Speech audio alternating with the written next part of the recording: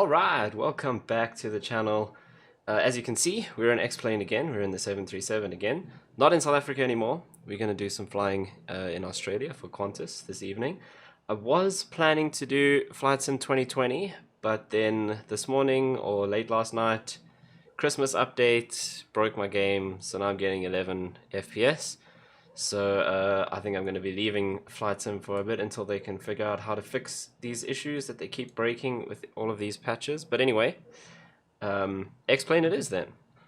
I do have something new though, because I have finally figured out how to show you guys PACX. So let's actually quickly get our battery power on. And we will also do that and start up the APU and just put those lights on. While the APU is starting up, let's get the passengers to start boarding, and I can now show you that. So if I come over here, like so, and then I do this, hey, you can now see PACX, which is pretty cool. So now you can actually see what I'm doing on this side. So this is what I use for all of for the actual passenger simulation, I guess. So we're not doing Korea, we're just doing a normal flight. It automatically picks this up from SimBrief. So we are 40 minutes until departure, and our total flight time is actually going to be 50 minutes, so less than an hour, which is pretty cool. We are flying the 737-800. This is one thing I need to go and tweak in the configs, because the max passengers for the 737-800 here in PACX is actually 150. But if I go and look at my plan for today, we actually have 169 on board. So that's something I need to go and tweak in any case. But that's correct. Qantas 1060, 33,000 feet. Cool. So then we say next. The aircraft is Wi-Fi equipped. We don't need to do anything else. And we can say start. But now, we can actually see some feedback from our passengers. So they're expecting to arrive in 40 minutes. And they're expecting to depart in 40 minutes, sorry. And satisfaction level. But here, actually gives us a little graphic representation of the cabin. So we can now kind of see, I mean, it's not actual models, but we can see the passengers as they get on board and take their seats, which is pretty cool. The little white dots are the flight attendants, cabin crew, and they will move around throughout the flight. I do think that, I feel like this takes up a little bit too much space. Maybe make it a bit small. Right. Hello, Jason. 169. Well, yeah, in theory we have 169 passengers on board. PACX thinks we have 150. Okay, let's go just engage the APU. Right, today we are flying from Perth into, as always, somewhere I can't pronounce. It's Kalgoorlie? Something like that. But we are flying for Qantas, and we are 1060 today. Okay, let's go ahead and start setting up. So batteries on. I just did that quickly, so I didn't check. Standby power is on and guarded. Ground power we're not using, we're using the APU. So our voltage can come onto the battery to check we have battery voltage, which we do, and we're using APU, which we have as well. Perfect. Then let's go and set our IRSs to nav so we can start aligning. Cabin utility and power, that's on, so is the IFE and seat power. Emergency exit lights armed. So if we do lose power, those will come on automatically. Anti-collision light should be off, which it is. Window heat, we'll set that up before we taxi out. Actually, let's double check our temperature. 13 degrees, so that's fine. We don't need a window heat at this stage. Right. That's all good for the overhead panel for now, so let's come down here and go to FMC, and we want to put in our GPS position so that our IRS can start aligning fully.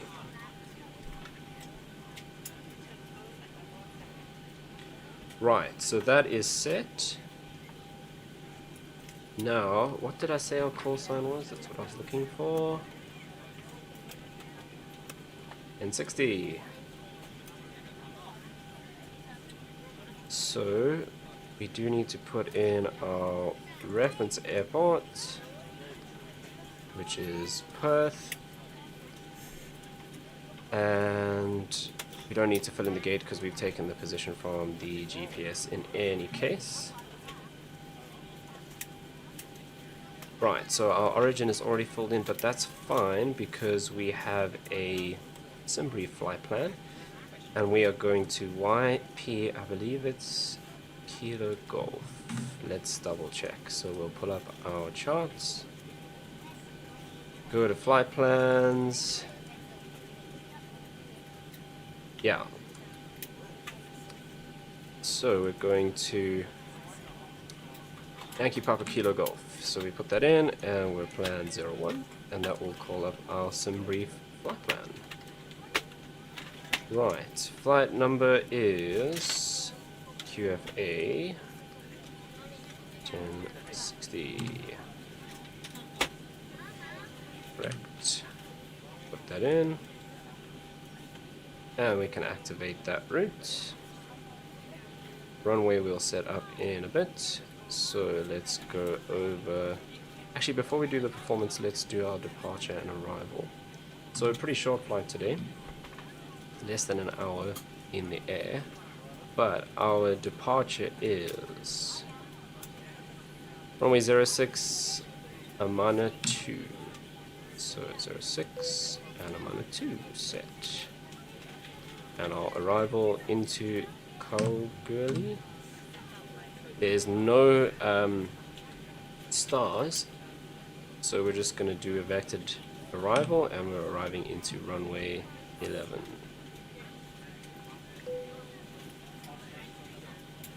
No glide slope information, we're RNAV only, that's fine. Cool. Let's double check that there's no... Aha, so we don't want to go there. We are going to change this and do that because that KG waypoint is going to be right above the airport, so I don't want to fly actually over the airport. I want to join after Kinto. We're going to join the arrival for runway 11. Right, that is set.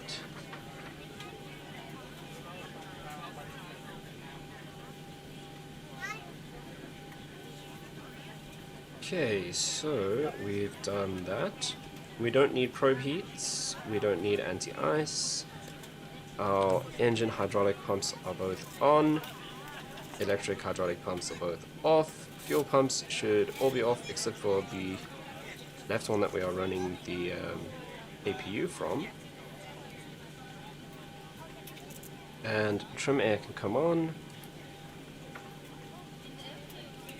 Isolation valve is open. This is the stuff we forgot last night. So, left and right restock fans are both on auto, that's correct. Engine bleeds are on. APU bleed can actually come on because the APU is on. Right, let's go and double check our fuel.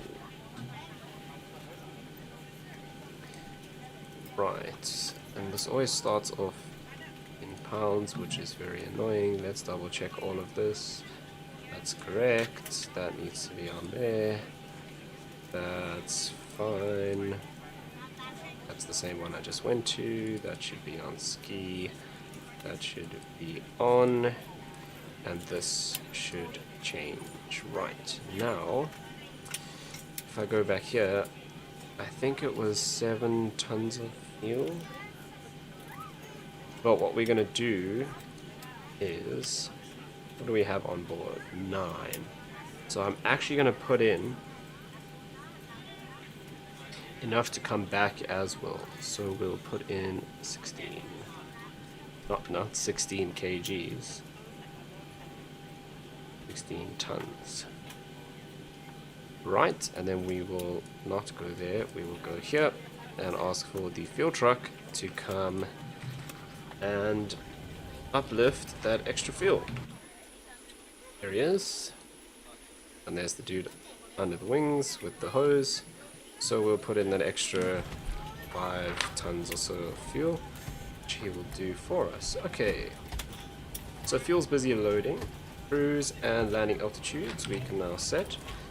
So I know that we are cruising at 33,000 feet, but I need to check YPKG.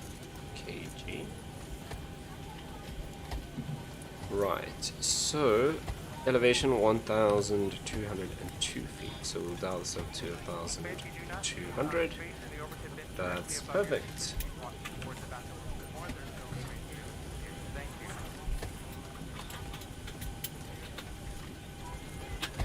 Alright.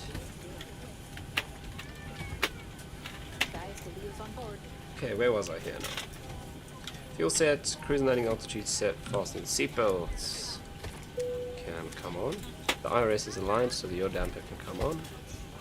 Captain has turned the fasten seatbelt sign. We do ask that all passengers take your seat at this time and please fasten How's our your boarding seatbelt. going? So we are going to be full. So Captain, reminder, we cannot leave the gate until Karen on properly put away. All overhead well, bins basically are each one of closed those and all little chairs passengers are is going to seated. have a green dot in it before we are ready to go.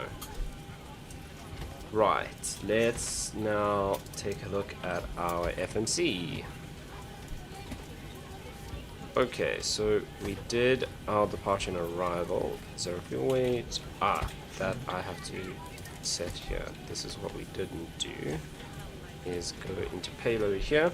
So we said we should be on that setting in terms of passengers, and we had 169 on board, so we'll put that in. And let's go and check on the chart. Our 0 fuel weight should be 59.5, and at the moment we are 57.8, so we need to add some cargo in. So let's just put a ton in there and 2.5 there and see where that gets us. 61.0. What did I say we had to be? No, I forgot. 59.5. Okay, so we're way over. Right, so 59.5 is our desired 0 fuel weight. So there's 60. So I reckon if we take this off, we should be pretty close. No, you take even more. So this is kind of a bit of trial and error at this part. 59.5, that's perfect. Awesome. Okay. Next. Oh, that means I need to go here and update this 0 fuel weight, which should now be 59.6, that's fine. And our final reserves, most likely be 1. On this short flight, it might even be less, to be honest. Go one more page up. 1.1. So we'll put that in. Cost index, is it going to be 5? Hello, ladies and gentlemen. I would love to welcome you aboard our flight. When you find your seat, cruise please be alt sure to place 330. your larger carry-on items in the overhead bins and smaller Right, so items let's get our underneath the seat top in front of of you. climb Unless you're in the front once. row, please place all of your items in the overhead bins. 270 If you have any trouble at finding a 59. location for your So carry-on items, 270. please let a flight attendant know and we would be happy to 59. assist you. If the overhead bin is full, And please make our sure you close it as a courtesy deviation. to other I passengers. wonder if we can take that from Please there. double That check says that all plus your 50. items are That's put away so that hefty. the aisle is clear and other Oh passengers no, that's can something make their else, way that's to why. their seats. So we If must you're in an come emergency back up exit here. row, please read the Get exit this seating on responsibilities in the card in the there, seat which back in is front of plus you. 12. If you're not able to comply with these actions, please let a flight attendant know so that way you can be reseated. Now's the time to get out any last-minute that's text all messages if set. you need to, but we ask that once we depart from the We'll gate, you put do away any 55 laptops degrees or assumed tablets. temperature. Thank you, and welcome aboard. And we are doing flaps 5 for takeoff. Let's set our trim, so 575. Just about there. And then 151 is our V2. So let's go and dial that in. 151, perfect.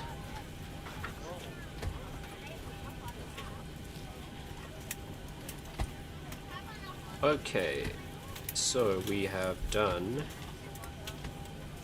our FMC. We've done... Okay, we need to do altimeter, so let's come down here. I don't know why my control column is freaking out. Thank you. Let's put that in. Yankee, Papa Hotel, airport information, Charlie, 1400, Zulu, weather, wind, 002, at 3, visibility, 10,000, sky clear, temperature, 13, dew point, 11, QNH, 1010, advice on it. Okay, so we have QNH 1010 and we have information Charlie. So let's flip this over. 1010. That is checked. Okay, so altimeter is set.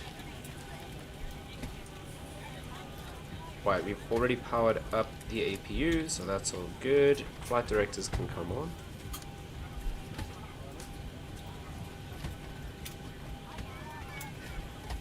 Auto throttle should be off, which it is. IS is set for V2. Altitude, we'll dial up to 33,000.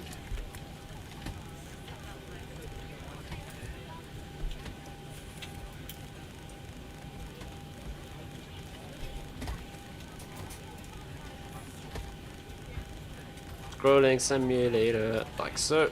Okay, that's good. And we are pretty much ready to go, it looks like. Okay, I'm quickly gonna just take my allergy meds, and then I will be back in a second.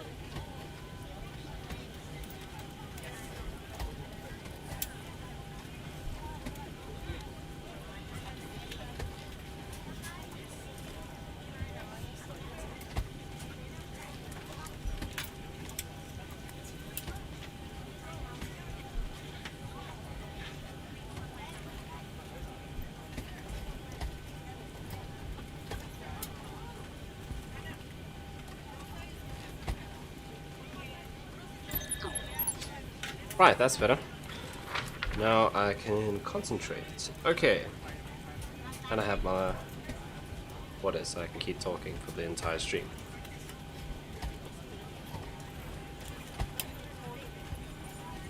Right. I think we are pretty much ready, so let's double check if they're done with fueling, which they are. So let's reset our fuel flow and flip it down to fuel used. And we'll make sure that our minimum select is set to radio, which it is. Landing gear is down, speed brake lever is down, thrust levers idle, or closed I guess. Engine start levers are both set to cut off. Parking brake is set, your damper is on, and the passengers are almost boarded. So now, if I go here to PACX, let's quickly ask them how long it's going to take for them to finish We're boarding. still boarding. Let us know if you need anything. And they're expecting it to take about another 5 minutes. That's if there are no issues with baggage or passenger seating or anything like that. Right, then we are ready to go from our side, I think. What I'm gonna quickly do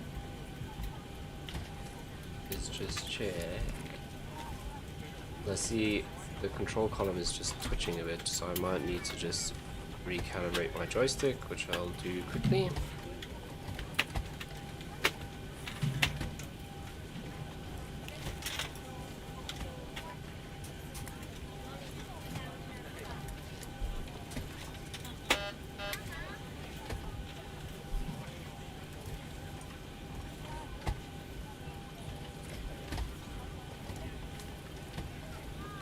Alright, so now it shouldn't twitch. Cool.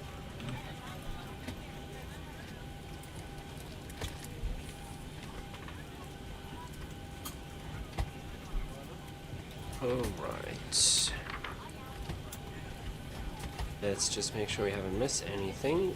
We've been through all of this. Everything is ready up until the point where we push back and we turn on the rest of our hydraulics. Okay, so talking about pushback, let's plan where we're actually going to go. So I'm going to set my heading as well. We're doing runway 06, which by the looks of things is in front of us. That's interesting. Let's actually jump outside and see. Ah, right, okay, so we're taking that runway. So it's this one over here. Going that way, I think. Something like that. Yeah, I think it's that one. It's not this one. Yeah, it's this one that goes along like that. Okay. So what I am going to do, let's see if I can get a chart for Perth.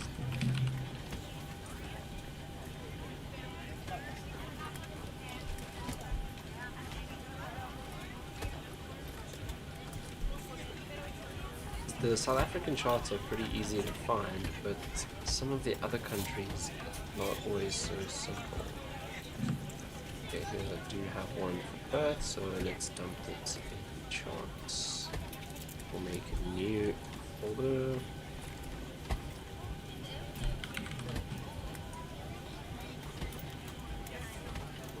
Oh, okay, so this has got all of the charts in one PDF, which is quite interesting. Let's come down here and we'll go to charts, which I wasn't already in. I always do that. Now we can go to Perth, open this one up. So here's our aerodrome. So we are here. I think we're on this side. Oh no, we could be here.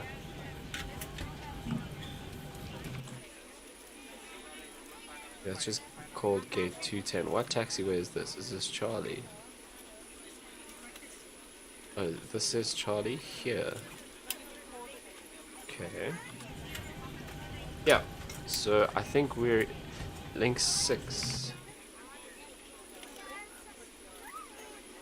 That's link 6. Okay, perfect. So I'm right. We are at this one here. So we are going to runway 06, so we can actually go straight across. What is this? Runway 03. So we'll push back to face link 6, and we'll go Charlie 6, Alpha 6, Victor to runway 06. That's pretty simple. So let's go and queue that. Hey Captain, let me know where you want this thing. That's not where I want to go. We're just gonna do that.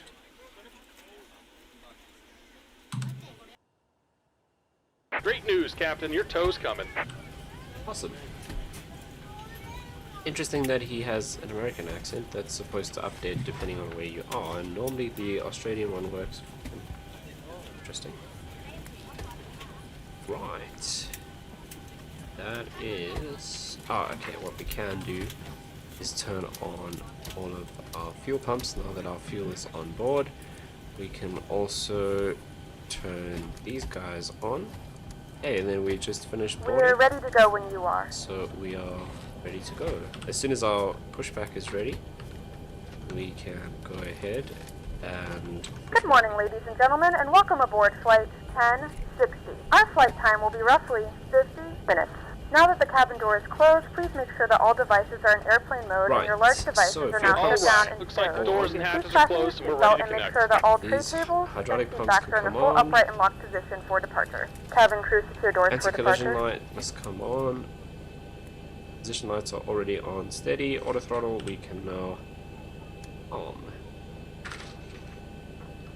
Fantastic. Boarding is now complete. Flight attendants prepare the cabins. Verify arm door, standby for all call.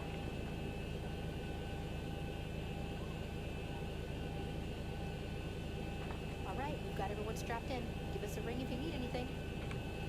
Right, so we're just waiting for... There we go, he's lifting us up.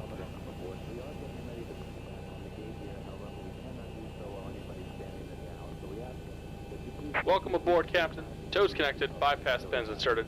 Go ahead and kill the parking brake when you're ready to go. Right, here we go. So brakes released. Here comes the Set pushback. this to Light them up. both. Okay, so we make sure that the packs are off. That's an auto. APU bleed is on. And we'll do the left engine first. Right, looking for 18 on the N2. Ladies and gentlemen, please direct your attention to the front of the aircraft for a safety demonstration. When the seatbelt light is on, So we'll please make introduce sure that your seatbelt is fuel. fastened low I do and tight notice our across your V lap. speeds have To changed, fasten, probably insert the metal because we fittings added into a one bit another. of weight. Tighten by pulling on the loose So end of we'll the strap. update that. To release and your bring this seatbelt, up lift the upper those portion of the extra buckle. 2 knots. We can In the also event that the seatbelt light is arm not on, those. we suggest that you keep your seatbelt fastened in case of Right, unexpected we'll wait for turbulence. this to cut out. Please take a few moments to now locate one of the several emergency exits on this aircraft. In some cases, your nearest exit may be behind you. In case of an emergency and we need to evacuate the aircraft, there is lighting on the floor that will guide you There we go. towards the exit. And we'll go In ground the start event that the cabin on loses pressure, an oxygen right mask will engine. drop right in front of you. Look for 18 Start the flow on of the oxygen, N2. pull the mask towards you. Place it firmly over your nose and mouth and secure the elastic band behind your head. Tighten the straps if necessary and breathe normally. Although the bag does not inflate, oxygen is flowing to the mask. There we go. If you are traveling with a child or someone who requires assistance, secure your mask first and then assist others. Keep your mask on until a member of the crew advises you it's safe to remove it. In the unlikely event of a water landing, a life vest is located in a pouch under your seat or between the armrests. When instructed to do so, open the plastic pouch and remove the vest. Slip it over your head. Wrap the straps around your waist and buckle at the front. Pull the strap to tight. To inflate the vest, pull firmly on the red cord only when exiting the aircraft. If it doesn't inflate automatically, you may blow into the mouthpiece for manual And I inflation. forgot the thing that I These vests always is equipped with a forget. whistle and a light. If you need to, your seat cushion our can be used as a TCAS. secondary flotation device. Please Just make sure about to done exit here. the Go ahead and set aircraft your as parking soon as brake. possible and leave your belongings. There, oh, Please securely parking stow brake your on. personal items. And we're Make sure your disconnecting the seatbelts are tow. fastened Give me and just a seat moment. backs and tray tables are in their full upright position. We That's remind you that this it. is a non-smoking flight. Tampering with, disabling, or destroying the smoke Okay. detectors located in the lavatories is prohibited by law. So, All of this engines information can be found in the started. safety card We've got located in the window seat heat back and in front of probes you. are on. Please read it and So let a what we cabin should member do know if you is have any switch questions. over Thanks for to flying with us our again. We hope you engine enjoy your flight. generators. We can turn the APU bleed off and turn the APU off. Since we are now running on the engines, this is what we forgot last night, which is why we had pressure problems. Left and right packs to on and the isolation valve to auto. Right, APU is off, packs are on. Flaps set for takeoff, so 1, 2, 5. Okay. And we're disconnected. Signal and pin on the right. Take it easy and have a safe We'll flight. wait for him to move and then we'll turn on the lights just so we don't blind the ground crew. But we can set our auto brake to RTO. Flaps are 5 green. Okay, he's out of the way, so taxi light on, runway turn off lights on.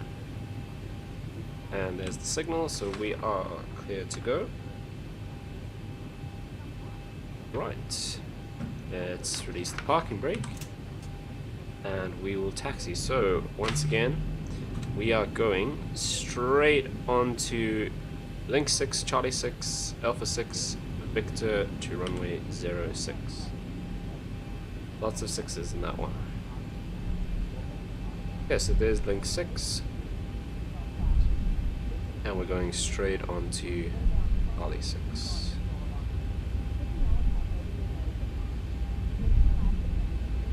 Right, while we're taxiing out, we can Please note the start cabin lights will be prepping dimmed for departure and landing. for If you takeoff. require additional So lighting, there is a reading light on the engine panel start above you. switches continuous.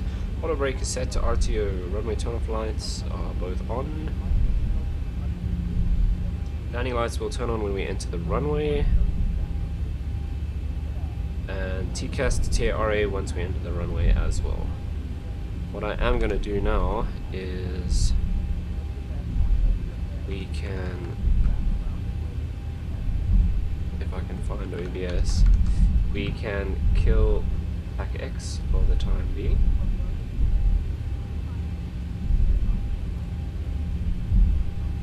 We'll bring that up again once we're cruising. A little bit fast.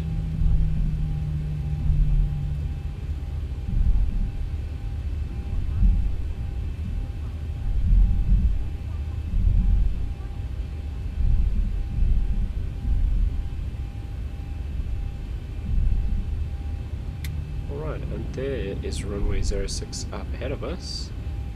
So let's go. Landing lights all on. Strobes can come on. TCAS, TARA. Let's double check. VNAV and LNAV are armed. Heading bug is set. Lower ECAM display blank, like so. That's done. Right, so once we enter the runway, chronos on. Throttle 40% on the brakes. Once they are stable, release the brakes and toga. Then we follow our V-speeds from there. Let's see if we can get this turn right today.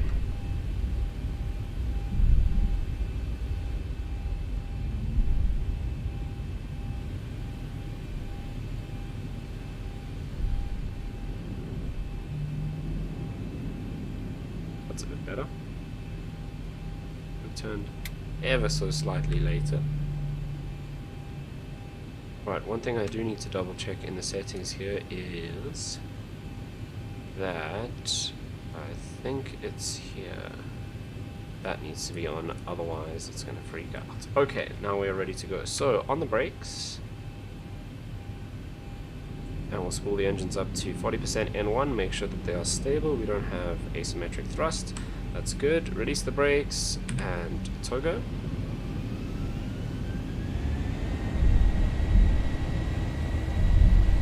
Keep it on the center line.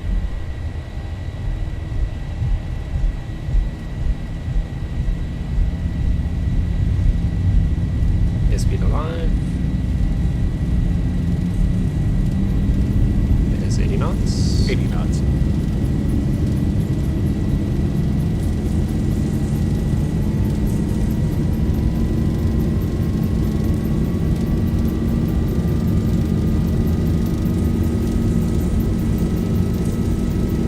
Short runway at Perth.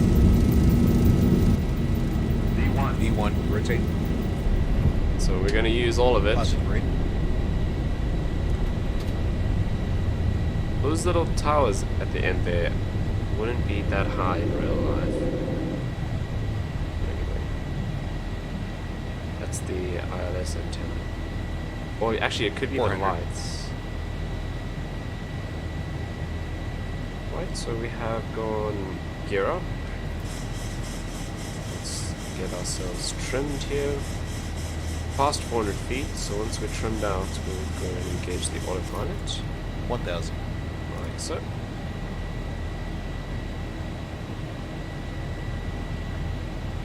Right, so taxi lights off, runway turn off lights off.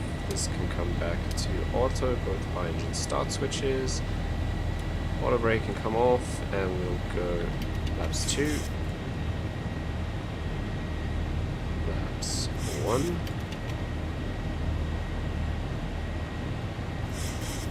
We can set our landing gear lever to off.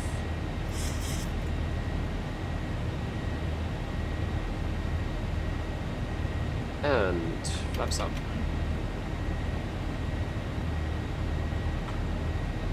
Right. The next thing that we have to do is landing lights off, passing 10,000 feet. No issues with the weather today. A little bit hazy, I suppose, but no clouds. We can turn on the weather radar just in any case. But not expecting any issues with the weather. Oh, it's another airport. Right. Let me quickly have a look.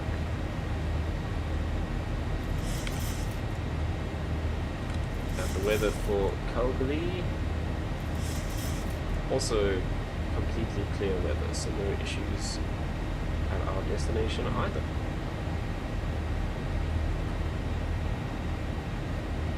So once again, going to be a pretty chilled flight in terms of the weather along the way.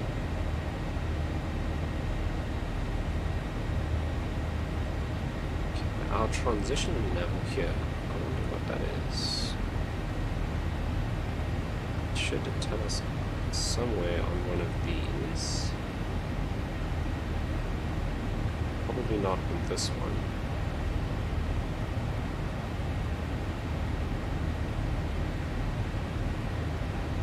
Be on any of these.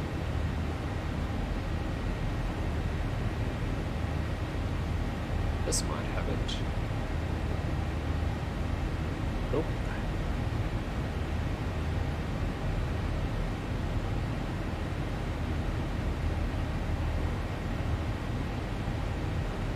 Which departure did we do? It was coming with an A.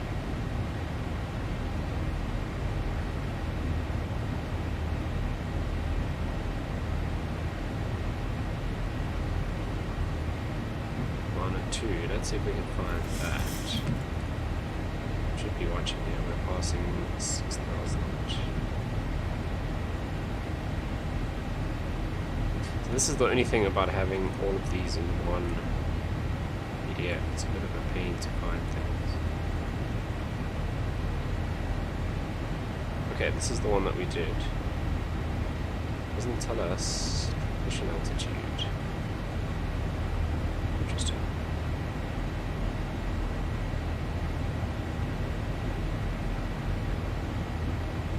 So, I wonder if they're just using standard 18,000 feet, that could be it.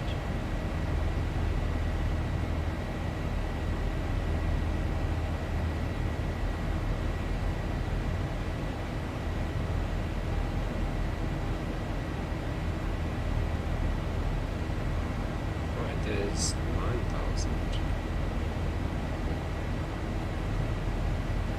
Ladies and gentlemen, we have now passed 10,000 feet.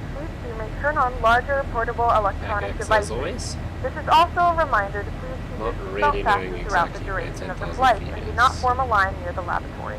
This aircraft is equipped with onboard Wi-Fi. If you wish to connect to the Wi-Fi, you will be required There's to pay a 10,000 small feet fee. for real. We coming do up offer now. complimentary in-flight So TV let's thanks to our turn partners. landing lights off. Connect to the Wi-Fi to We'll find speed out up more to information. 288 knots. Okay, so the plane's got 10,000 feet as our transition level. So we'll set standard on the altimeter.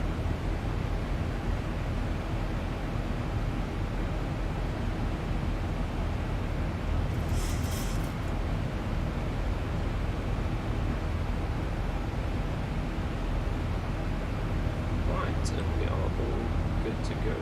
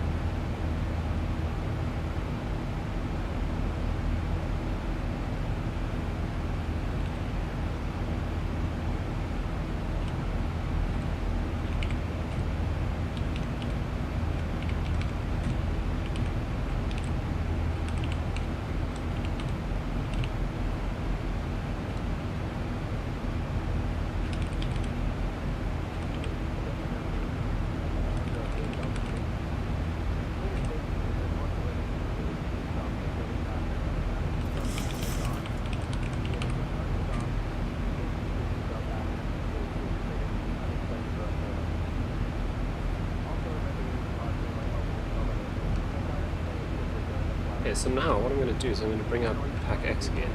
Because what happens is we're going to turn the seatbelt sign off.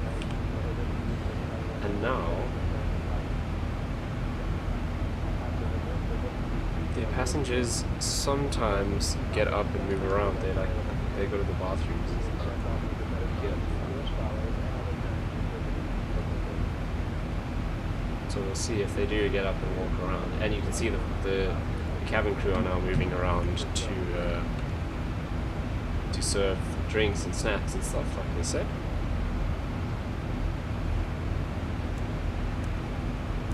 Again, this is going to be a very short cruise. 33,000 seems quite high for such a short flight.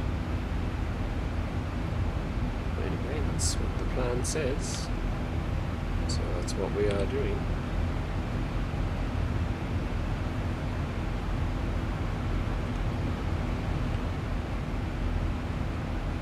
Yeah, we are well on our way.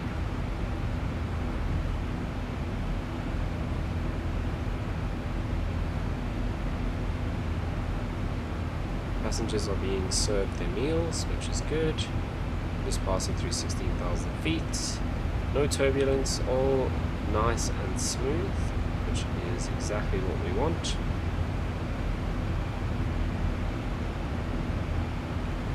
Nothing worse than busy being served your drinks or your food and then you hit turbulence and you mess it all over.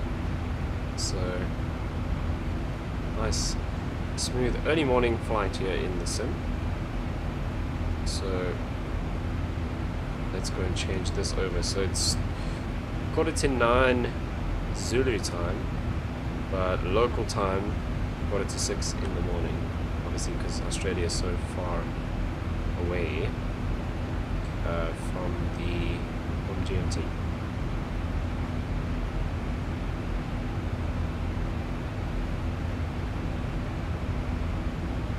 There's 18,000 feet. Let's see what fuel are we predicting. So we're predicting 13.3 still at our destination, because we are planning to come back as well. That'll be more than enough. So our original plan said 7. We've got 16 on board. And we're only using just over, or just under 3 tons of fuel to get there. So we'll have more than enough fuel to get back.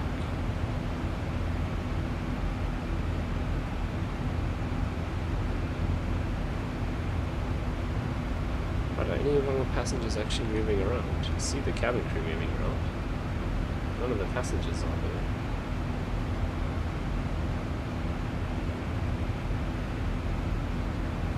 You can also go through each one. So every single passenger on board has a name and a surname, and you can tell if they're hungry or thirsty or tired, whether they've got their seatbelts on.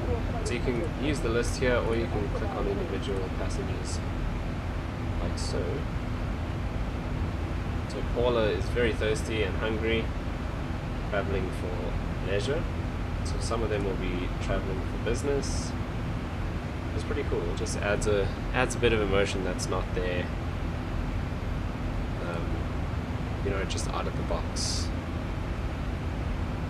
Most of the flights are fine. Every now and then you'll have passenger incidents where someone gets sick, or people don't show up, or bags get lost, things like that, and you have to work around that. However, it doesn't happen crazy often.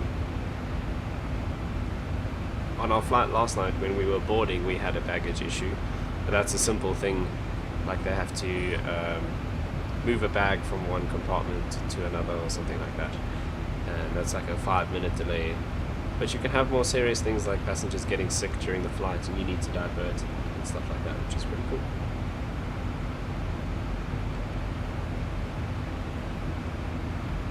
Right, what are we at in terms of altitude? 22,000, so just over 10,000 feet to go.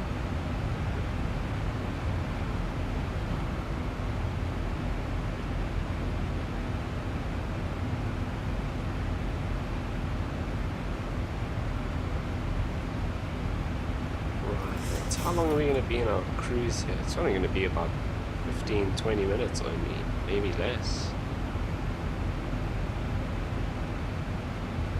65 miles, 66 miles from top of Climb.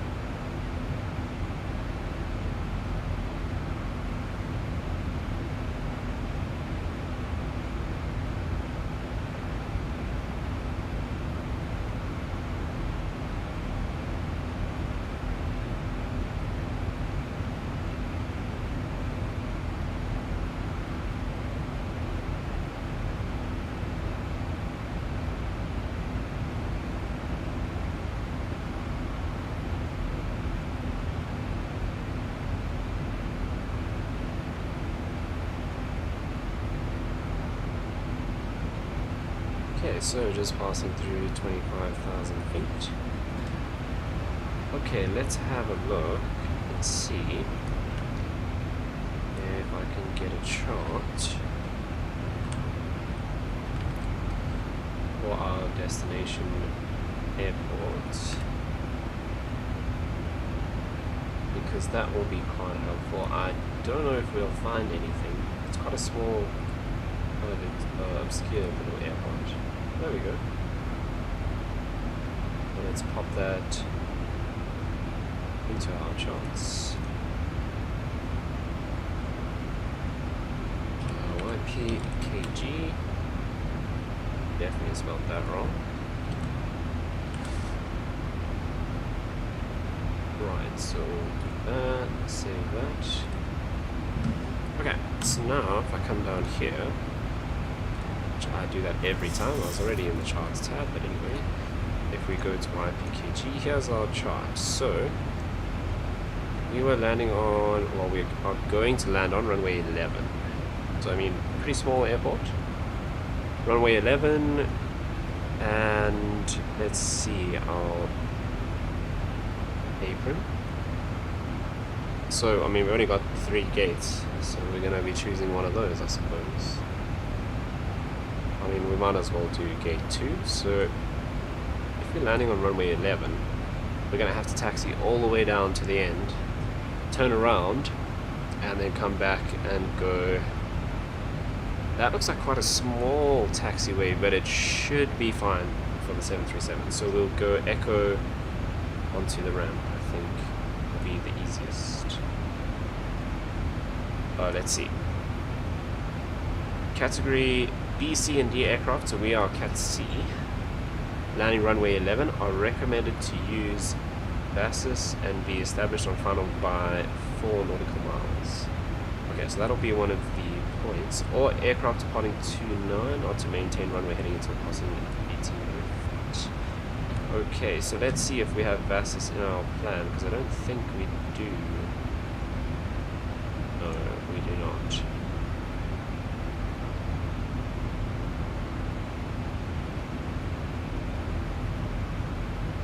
It's not an option under this. Huh.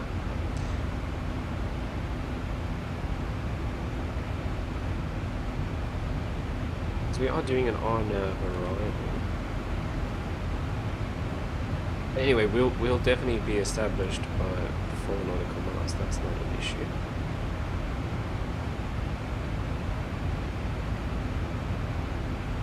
So I don't see this. Anyway, this is the arrival that we're doing, I think. RNAV Z. Right. We are doing RNAV Z runway 11. It is that one.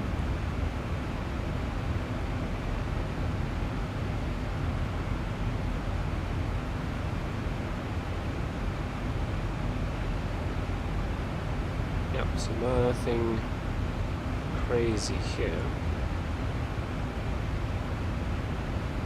As for the other runways,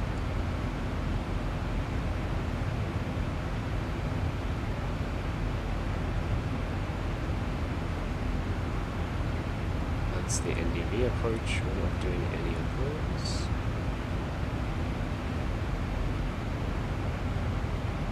We're not doing VOR approaches either. Okay, so that's it.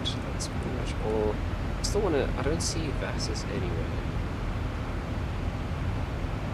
But that's probably something to do with the other approaches, not the RNAV approaches.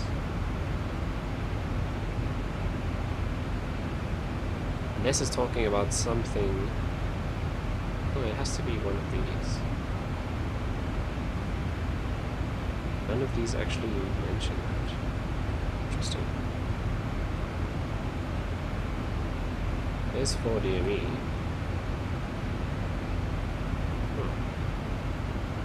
Where Vassus is. Anyway, it doesn't really matter because we are doing RNAV Zulu. No, that's runway 18. Okay, let's double check here. So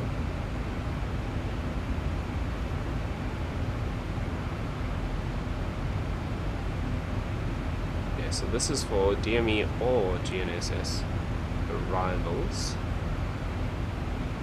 Okay. So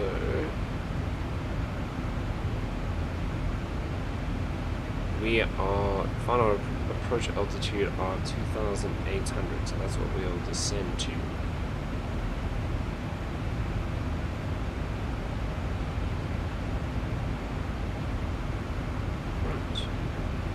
So there's no ILS yet, we're just doing a visual approach once we're established.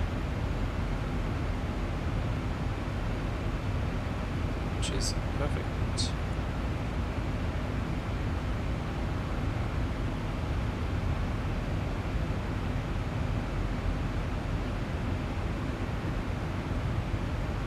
I think this might be something else that I don't know.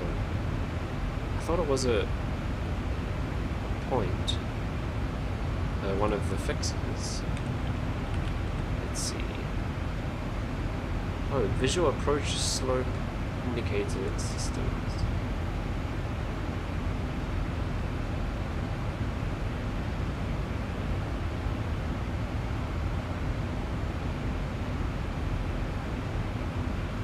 Oh, so it's similar. 1,000 to go. Oh, okay, so it's what we call the puppy lights. Okay. That's pretty chilled. So it's just the red and white lights that we were talking about last night. It's just they have a different name for it. I've never heard it called the VASs before. We call it precision approach path indicator, but it seems like it's pretty much the same thing. Okay, so we need to be established by 4 nautical miles using the puppy system. That's pretty simple. That's chilled. We can do that.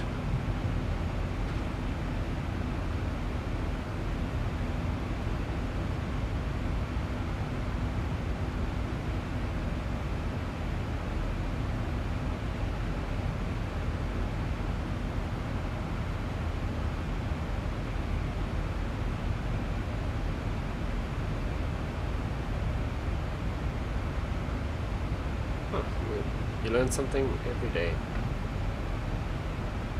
especially in the world of virtual aviation. Okay, so we are at our cruise altitude now, for a few minutes. Just gonna put the music back on.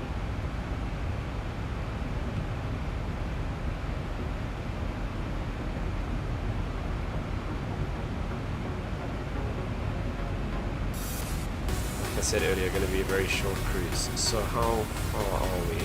Top of descent, only 36 nautical miles. So not going to be long in the cruise.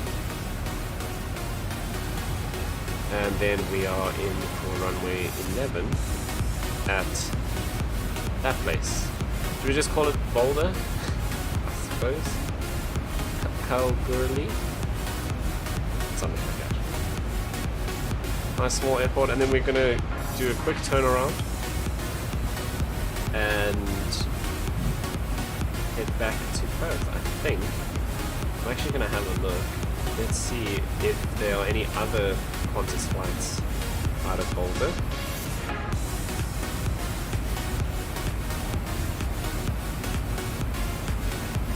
mean, there definitely will be flights back to Perth. I mean, there could be some other options that we can look at.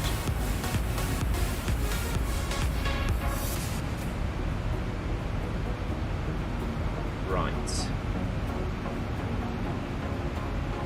So, it is YPKG. Let's see what departures there are from this airport. Okay, so we've got quite a few. But the only 737 flights. Yeah, there's a lot of Royal Flying Doctors stuff, which is all PC-12s, it looks like. Yeah, all PC-12 flights. There's a 717 flight also back to Perth, which I don't have in X-Wing.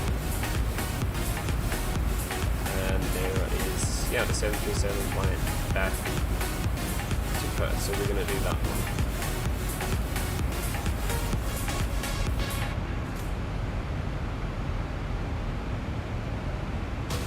Perfect.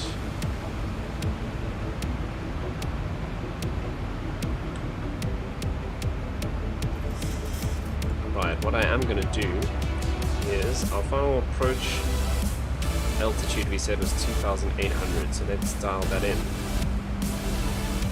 because we're already starting to get prepped for the descent.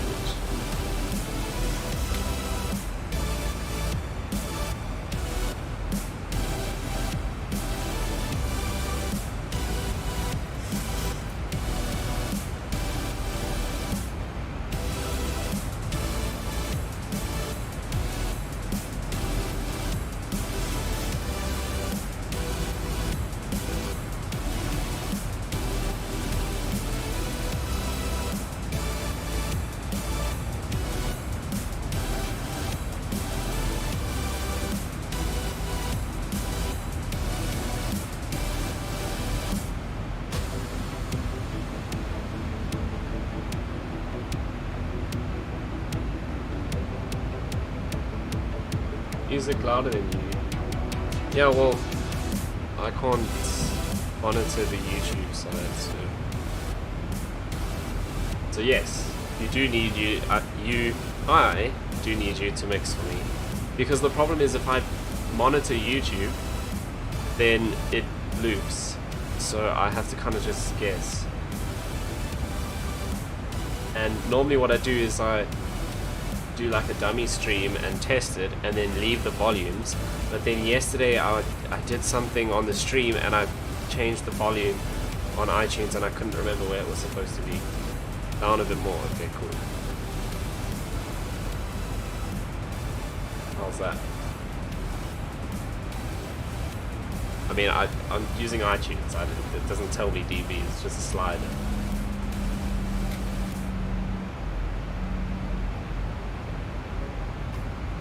Thank you. It doesn't give me any sort of value, so I can't actually... I can't remember. I must just leave it there. I must just leave it at that level and not mess with it. That's how we do that. Okay, we are starting our descent.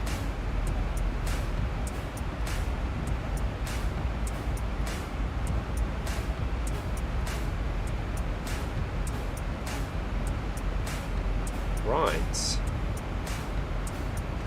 So because we are coming from the side that we are coming from, we're pretty much just going straight in to runway 11, which is perfect. So let's prep for our descent. We'll go auto brakes. Actually, this is quite a short runway. Let's do level 3. We'll do flaps full because it is a short runway. I think it is a pretty short runway. 2,000 feet? That's what that means. That sounds crazy short. Oh, it could be 2,000 meters? No? All in feet.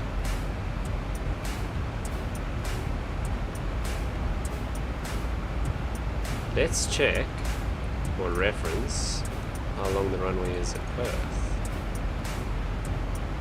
Okay, so it's pretty short. So the big runway at Perth is almost 3,500.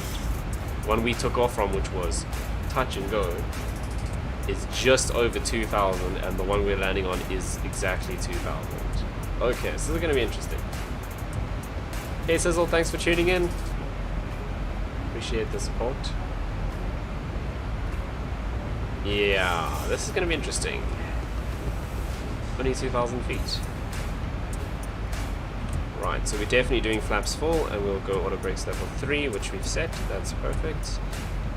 Wants a bit of drag, so we'll put in the speed brakes. Let's go all the way to flight detent. Right, checklist time.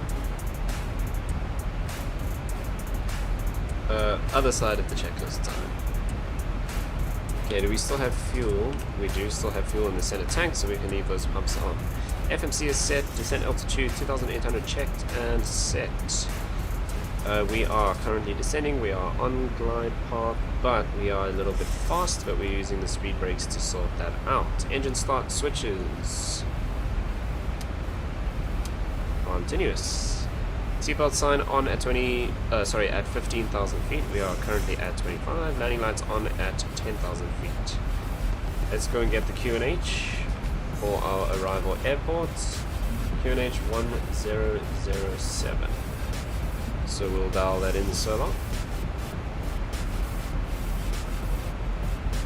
Like such.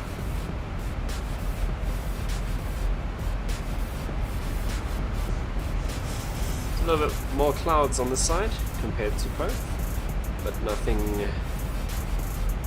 to stress about. We do have the weather radar on, and there's nothing showing up, so we are all perfectly clean and stable air all the way into Boulder Airport. Right. So I don't know if we actually saw any of the passengers get up and move around. It is a very short flight, so maybe no one needed the bathroom. Flight attendants are still running around though. Why didn't this person, Raphael Wheeler, didn't get any food for some reason? I mean, a lot of these people, they get on the flights and they're starving and thirsty. Like, that's not my fault. Like, this flight is so... What? Oh, there's someone walking around, but they're stuck in the flight attendants. There we go. We're gonna go to the bathroom. Who is this? Sophia Rice. Onto the bathroom. Yeah, so it does actually work. But, I mean, it's not my fault. Like you obviously got on the flight super hungry and super thirsty, and there's nothing I could do about that. It is such a short flight. I don't think they even managed to get through everyone serving food and stuff. Okay. I'll click on these guys too. Right, so that is PACX. That's what we're using to simulate our virtual passengers. Also, hang on. There's my little flight over there.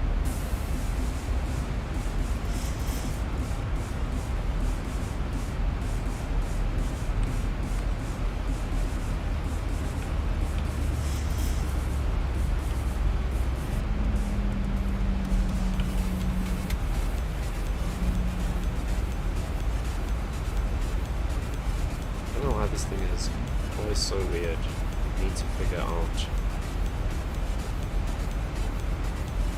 why it does this every time.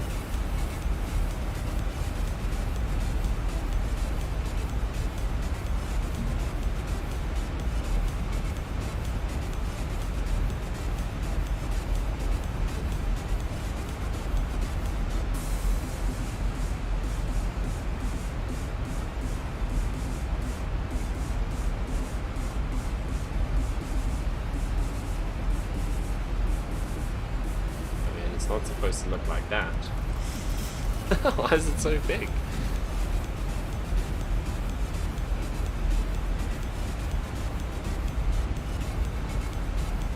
Oh,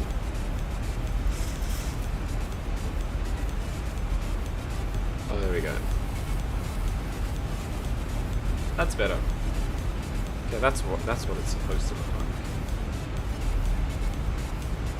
Still doesn't pick up the aircraft for some reason. Yeah, I suppose I could just change that.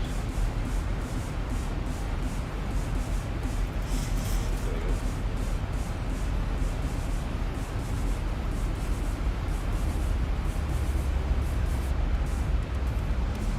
Also,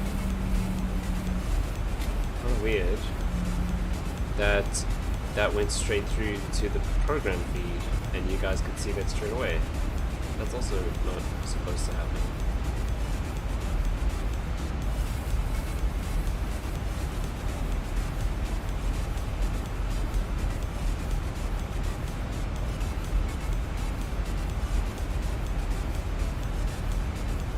Let's do that so it lines up a little bit better. There we go. Now we've got everything there. Thanks Jason for forgetting to tell me that I left that out.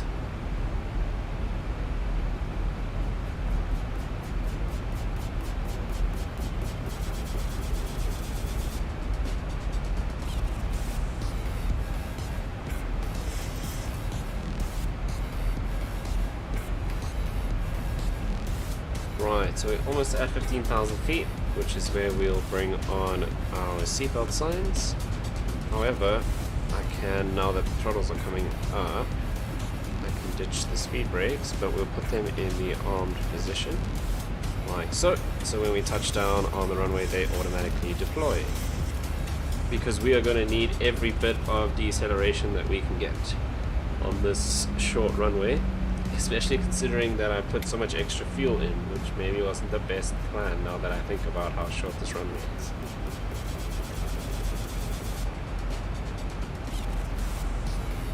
So if we do go off the end, soz.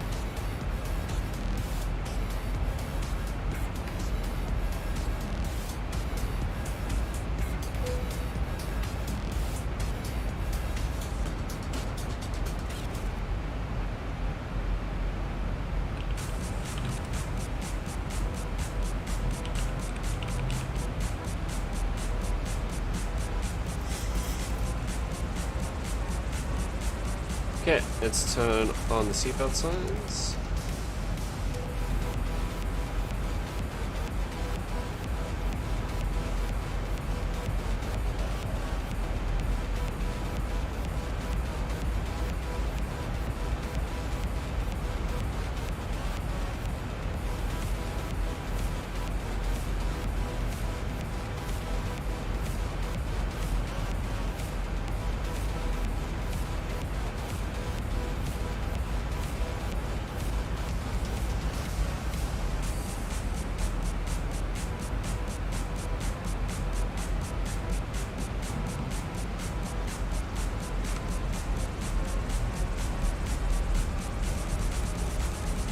We need to slow down a bit.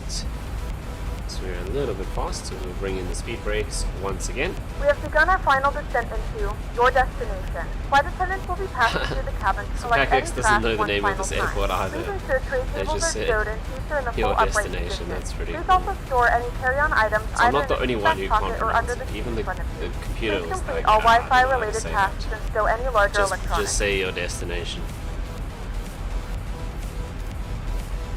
Okay, so we'll set our QNH 1017, and as we're passing through 10,000 feet, we can turn on the landing lights.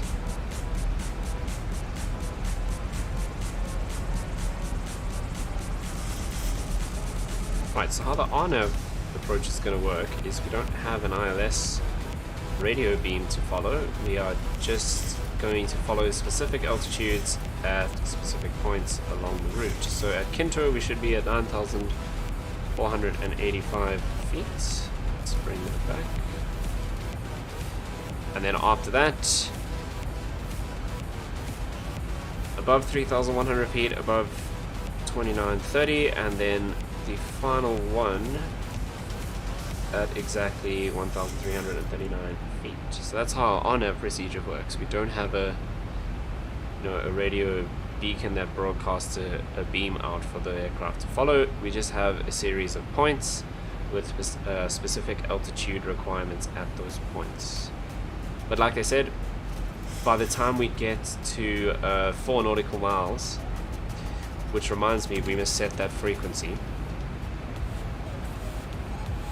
So they didn't say 4 nautical miles from which NDB, but I'm guessing it's going to be that VOR there, which is probably KG. We need to get the frequency for that though.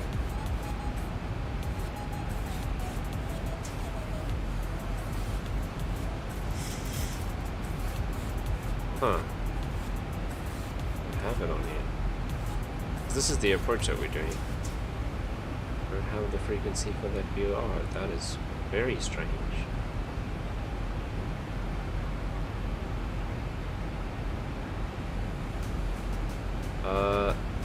There we go. 114.1. I think that's the one that we're using. Must be the VOR. So we're going to do 114.1, which we'll set down here. So 114.1. So we'll put that in, and now at the bottom here we have our DME reading. So they said we must be established on the glide slope, configured to land using the puppy by 4 DME. So we'll make sure that we do that. Speeding up again. So that is the plan. We're just doing RNAV in, and then make sure we are ready and established by 4 DME, which is actually quite close. Okay, we should be established long before then.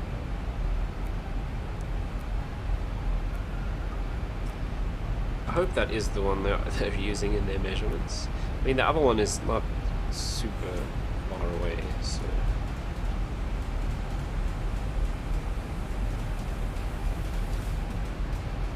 it just say by 4 DME. But if we're using the one closer to the end of the runway, that's going to be a further distance anyway, so it's safer using that one than just the NDB. Let's actually see that NDB. Yeah, it's going to be the VR. It's going to be the VR that gives us that DME reading. Okay, so we're starting to slow down now as we come into the airport. So let's go and start introducing our flaps. So there we can go flaps 1.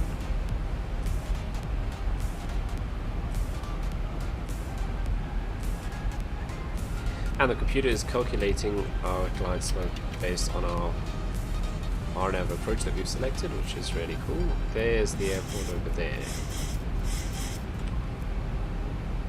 So once we get close enough to see those puppy lights, that's what we're going to use to make sure we are on the glide slope. But we do have a glide slope indication here from our RNAV procedure, which is great as well. Okay, so we're flaps 2 at the moment. Once we pass 200 knots, we'll go flaps 5.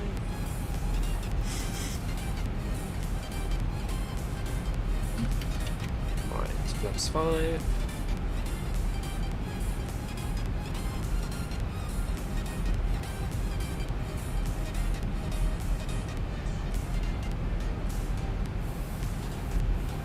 below 185, we can do flaps 10. There's 185. And we'll go flaps 10. Let's put this back to the armed position.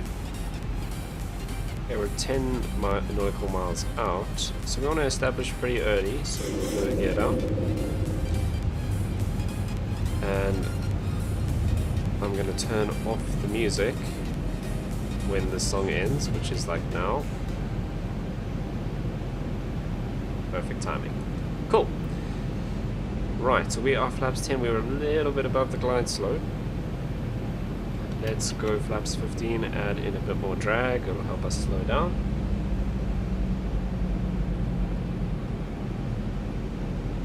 And once we hit that speed, we'll go flaps 25. 1,000 to go. 2,500. Okay, so we are 7 DME, so we want to be established by 4. So we need to get the flaps down, so we'll go flaps 30, now we're at speed. Let's do manual speed, so we'll go VREF, which is 150, so plus 5, 155, and we'll go flaps full. Right, we can turn on our taxi lights and runway turn-off lights, and we are fully established now, ready to land. So let's quickly go through the checklist. Flaps set, 40 green. Gear down and 3 green. Speed brakes on. Auto brake level 3 set. Landing lights and taxi lights are on. Perfect. We are good to go. So we'll let the aircraft establish here. There's 2,800. So we're going to take manual control.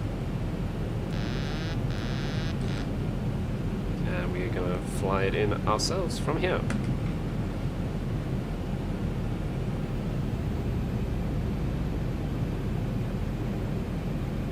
Little auto throttle light is going to keep flashing, but I can't click on it right now. This is just getting us settled. We're a little bit high, so let's quickly click on that.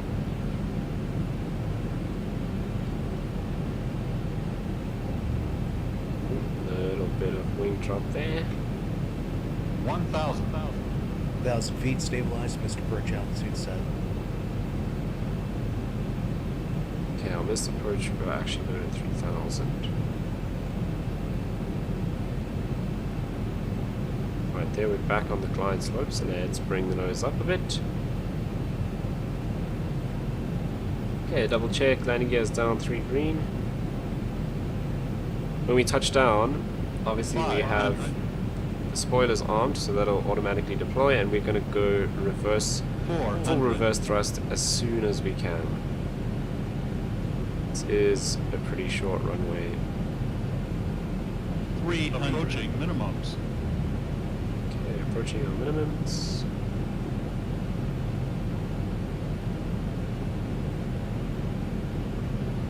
$200. Continue. Okay, no floating here. We are gonna put it down 50, 40, because we don't want to waste runway. 10. And reverse, full reverse, reverse green. We got plenty of runway, no stress. We did auto brakes level 3 as well, which is pretty intense. 80 knots. Okay, there's 80 knots, so we'll come out of reverse. We'll go manual braking. Turn the auto brake off. Okay, we used a lot of the runway, not gonna lie. I think if we didn't use level 3 on the auto brakes, because I normally use level 2. If we didn't use level 3 and if we didn't do flaps 40, because normal procedure is flaps 30, the local time is this little light shouldn't be here, because this is exactly where I have to turn around. Celsius. You can now use your mobile devices. Please remain seated until the aircraft has come to a complete stop and the seatbelt sign is turned off. Yeah, Remember definitely to use caution a when fairly short opening the runway, overhead bins, but items may have shifted during the flight. not If this is your unreasonable. final destination, we thank you for flying with us and we hope to see you again soon.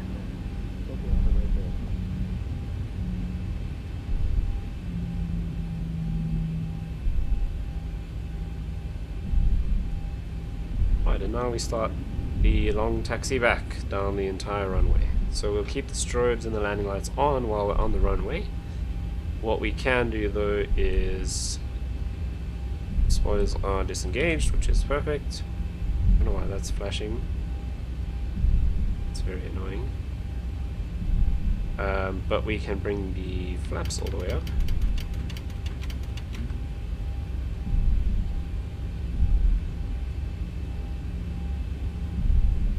We can also set these back to auto and start our APU so we have power when we reach the gate. Now we're not going to do a full shutdown here at the gate because we are going to do a quick turnaround and head back to Perth. Right, let's check after landing. Speed brakes down, flaps retracted, landing lights should be off but we'll keep them on while we're on the runway. Probe heats can come off. Stabilizer trim back to 4 units.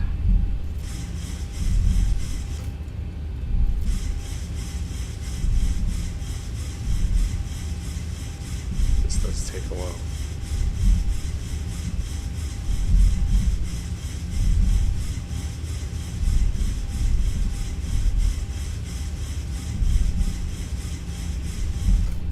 There's 4.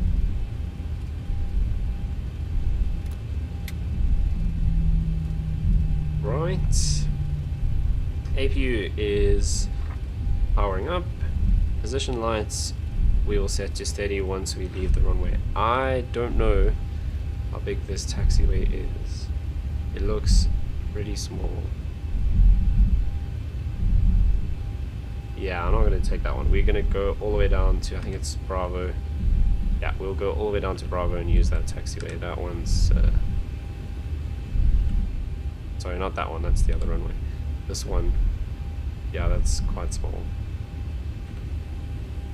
I think we would be fine, but just to be safe, we'll use the big one.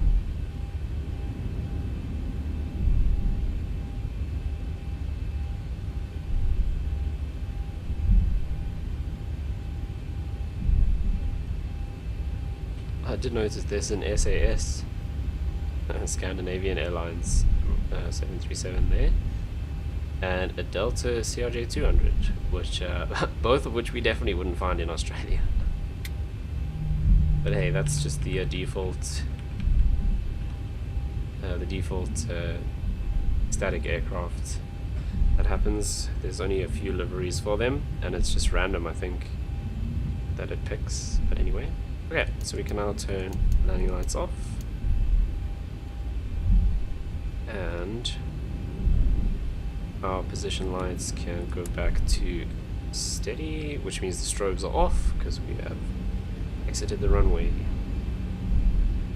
Okay, so that SAS plane is in, looks like gate 2. Gate 4 and 5 on this side, with one of that CRJ is in 4, I think.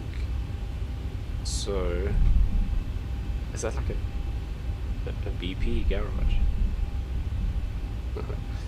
I think we're just gonna go like so. Oops.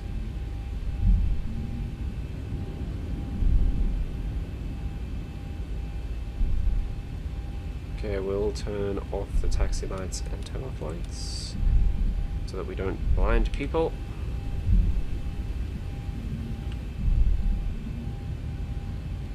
Obviously there's no jetways here, so we just kind of do our own thing. Like so. I think that's cool. So, parking brake, let's switch over to the APU. So APU is on the bus, APU bleed can come on. This can go to open, these will both go to off. Actually no, let's leave those on, so that we have some air for the passengers as they come on. Window heats can all come off.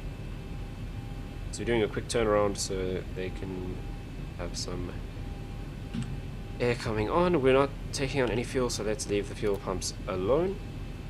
Double check that we haven't missed anything. We have transponder back to standby. stereo lights set, fuel pumps we'll leave those on, window heaters are off, anti-ice was never on.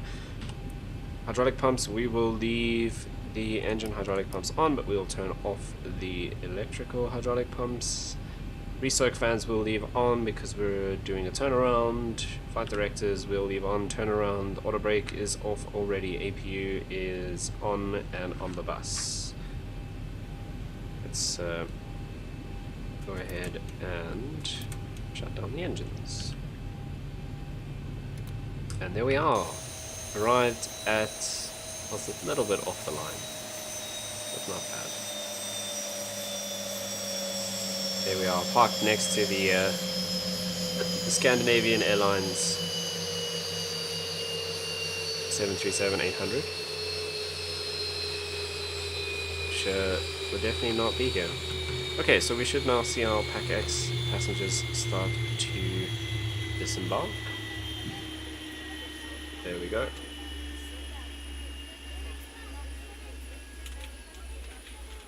Raphael is still very thirsty, very hungry, and he's now upset about it. Once again, if you get on the plane and you're already hungry and thirsty, and then you don't buy something to eat, it's not my fault.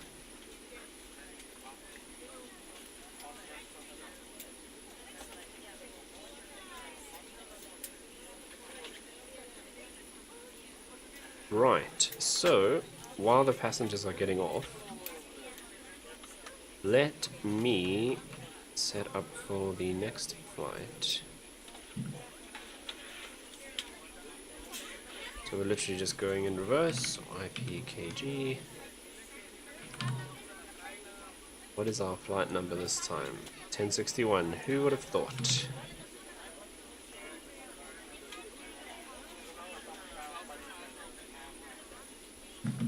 Alright, so our little tape display at the top should have updated. Now I just need to put in this information for the briefing.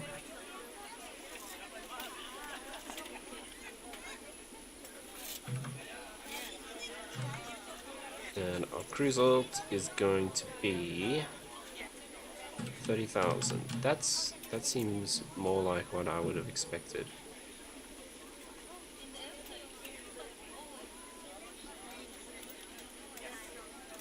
Geese, Raphael. Should have asked for the chicken. Exactly. Like, how can you get on the plane and then you don't buy food and then complain that you're hungry? That's ridiculous, man.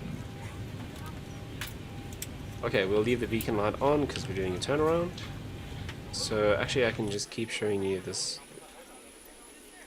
good looking aircraft while I need to export that flight plan.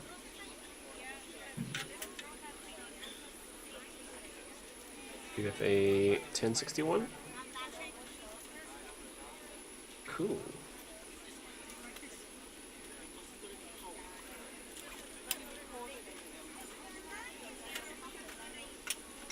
I like that it says not on aircraft. Obviously, because he has left the aircraft. I mean, I guess at this stage they're kind of just jumping out. Because no one brought us any stairs. Why can I click there? That's interesting.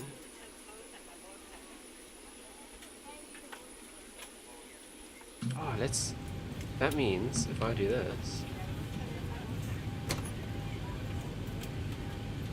I mean, they definitely don't seem to be getting off, do they? Maybe I can open this. I can click on it, but it doesn't do anything.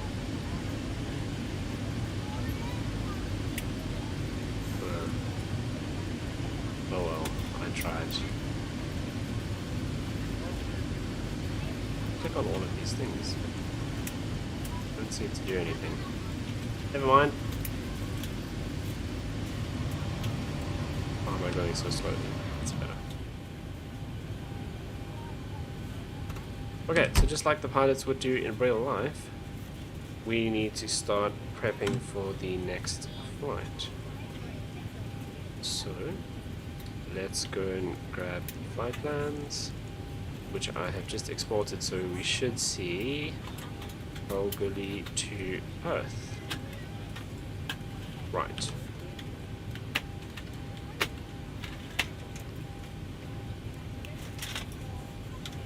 So obviously we don't need to reset our position because the ILS, not the ILS, the IRS is still aligned. But we do need to go and change our route. So our new route will be YPKG to YPPH 01. So we'll put that in.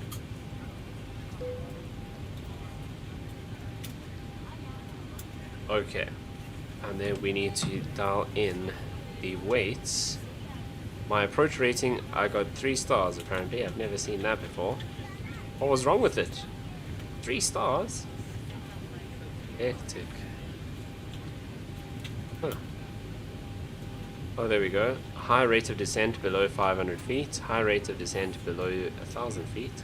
Overload landing. Okay, that's because we got too much fuel on, so that makes sense. Landing flaps. Approach speed below 400 feet. I don't know what's wrong with that. Okay, so we were descending too quickly at 500 feet and 1,000 feet. And we were too heavy, which we already knew was going to happen. And it's probably going to happen again on the flight back. Because we can't take any of that fuel out. I mean, what are we going to do? We can't just pour it on the side of the apron. That's a lot of money. Okay, but we do need to see our zero fuel weight for this return leg is 61.0, so we are packed for this next flight. Oh, I didn't check how many passengers, baddie. 184. Jeez. Okay, so I'm gonna have to go and change this again. Like that. And we have 184 passengers on board. Zero fuel weight 60.8. Well, we were 61.0 here, so we need to increase this a bit. Oh great, we're adding more weight. Awesome. Let's just go 1500. Let's see what that does. That's not what I wanted. 61.1, so we're a little bit over. So let's go 400. 61.0, perfect. Landing weight 66 tons. What's the max landing weight? I mean, it should tell us here somewhere. Yeah, we're a little bit over. Yeah. I mean, we are right on the edge of our max landing weight by the looks of things. Let's see. So if I do 737-800 max landing weight.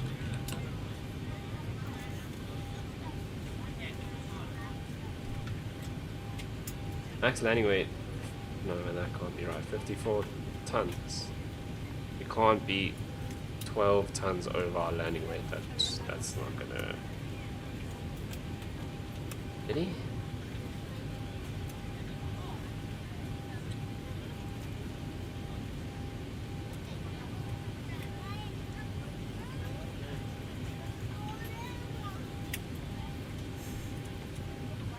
You know, this is 70,000 kgs. I don't know, when you just kind of Google stuff like this, you get a whole bunch of random things.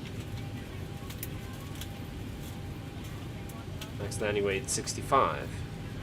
That looks about right. So we might be slightly over. Oops. Not good. I mean, what do we do? Kick off some of the passengers, maybe? What we could do is just change this. Let's just chuck out all of their bags. Be like, soz. There we go. It's better. Now, I think we're literally on the edge, but we're less than 65 tons. So, shame for you. Okay, now, one thing I don't want to do is wait this entire time for everyone to get off plane. So we're just gonna kick them off. Bit of a hard landing, but we knew that was gonna happen. Someone's complaining about being thirsty, someone else is definitely recommending us. So, a mixed bunch. Right, let's start the next one. This should populate from some brief.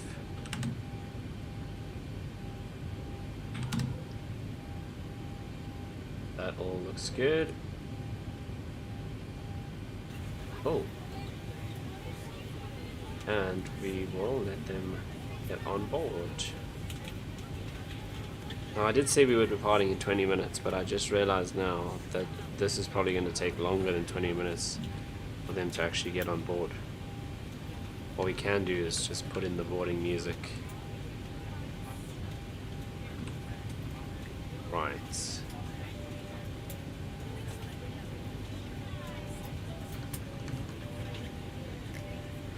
So, okay, so all of this is done because we are turning around. So we need to make sure the flight directors are on, which they are. The throttle should be off, which is it. It is.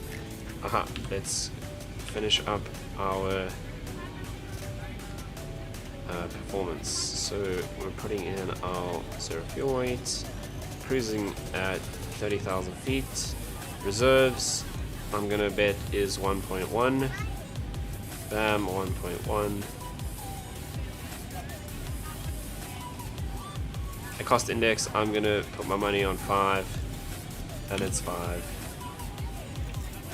Stick that in. Okay, plus 10 on our ISA, and we'll scroll down like so to find our top cruise. 251 at 40 knots. 251 at 40 knots. Bam.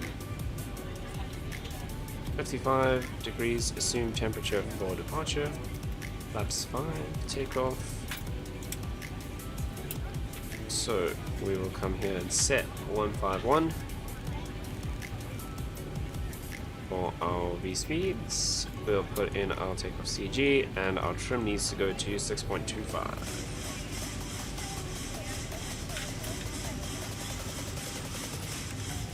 So that's 6. That's about there. Cool. Then we need to set up our departure and arrival. So we are departing off runway 11, the same runway we landed on, which is cool because it's pretty close to us now. So departing off runway 11, there are no departure procedures. So we just put that in and we will vector ourselves. But when we are arriving in Perth, we are doing runway 06, Beverly 5 Alpha. So we want the ILS for 06. Hello?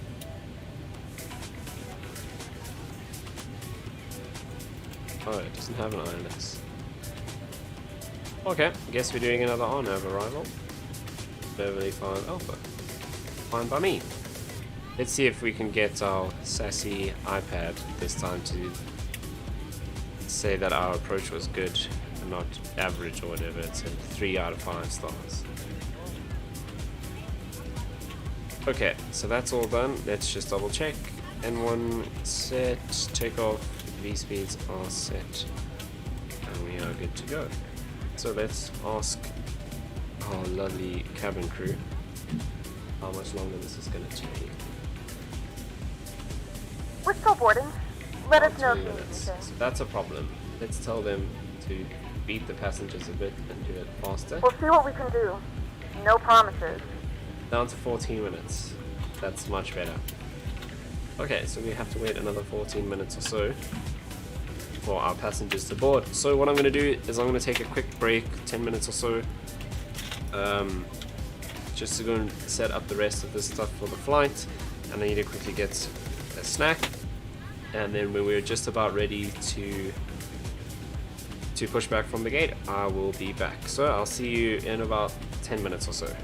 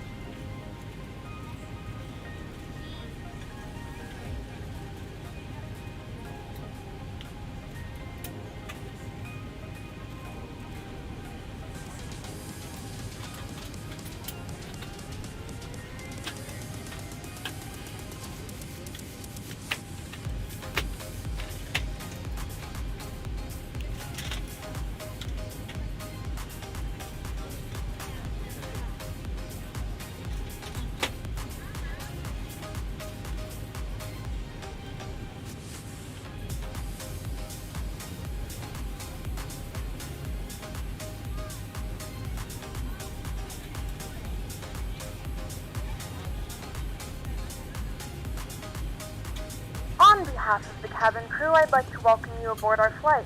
As you find your seat, be sure to place your larger carry-on items in the overhead bins and smaller items underneath the seat in front of you. If you have trouble finding a location for any of your carry-on items, please use the flight attendant call button over your seat and somebody will assist you.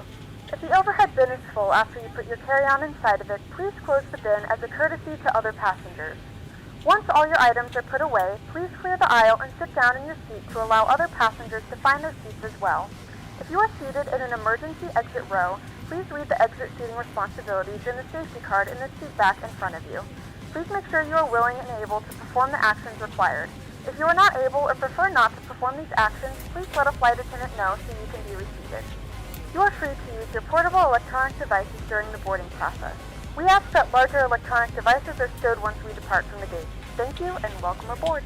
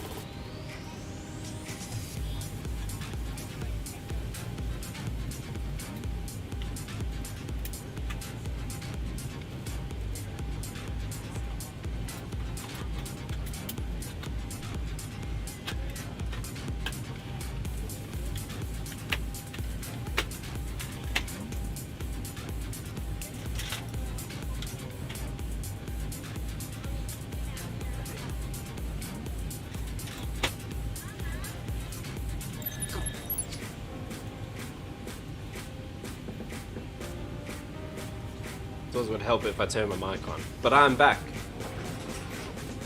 Had some chips, had some water. Ready to go. Okay, how long do these guys have left? Finish boarding. They're pretty close. 5 minutes or so? 4 minutes. Cool. Right. Do we need to do anything else? before we are ready to go? I don't think so.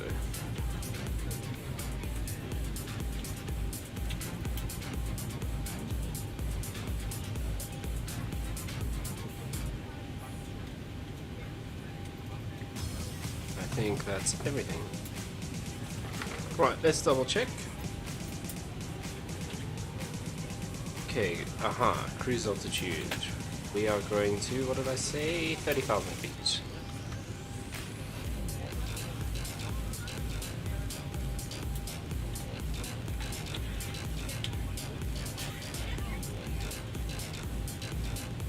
Okay, so that is set.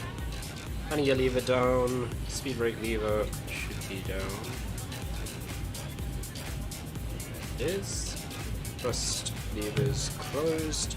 Engine start levers cut off. Parking brake is set. Now, at this airport we don't actually have to push back. We can just taxi straight out, which is pretty cool. So we won't have to do that whole procedure. We'll just start the engines and then go.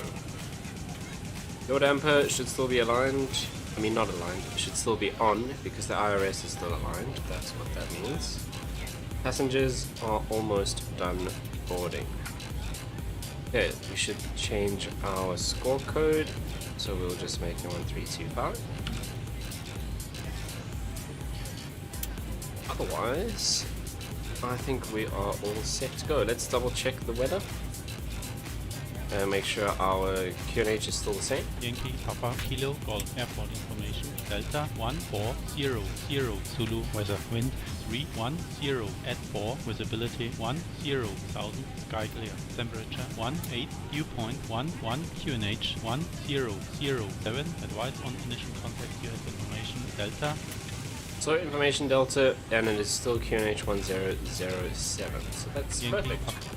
I don't know why it starts again and then cuts off, but anyway.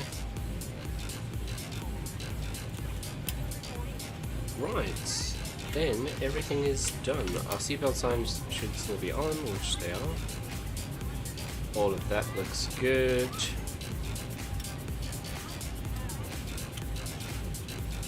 Okay, so we're just waiting for our passengers to be ready. In about 1 minute.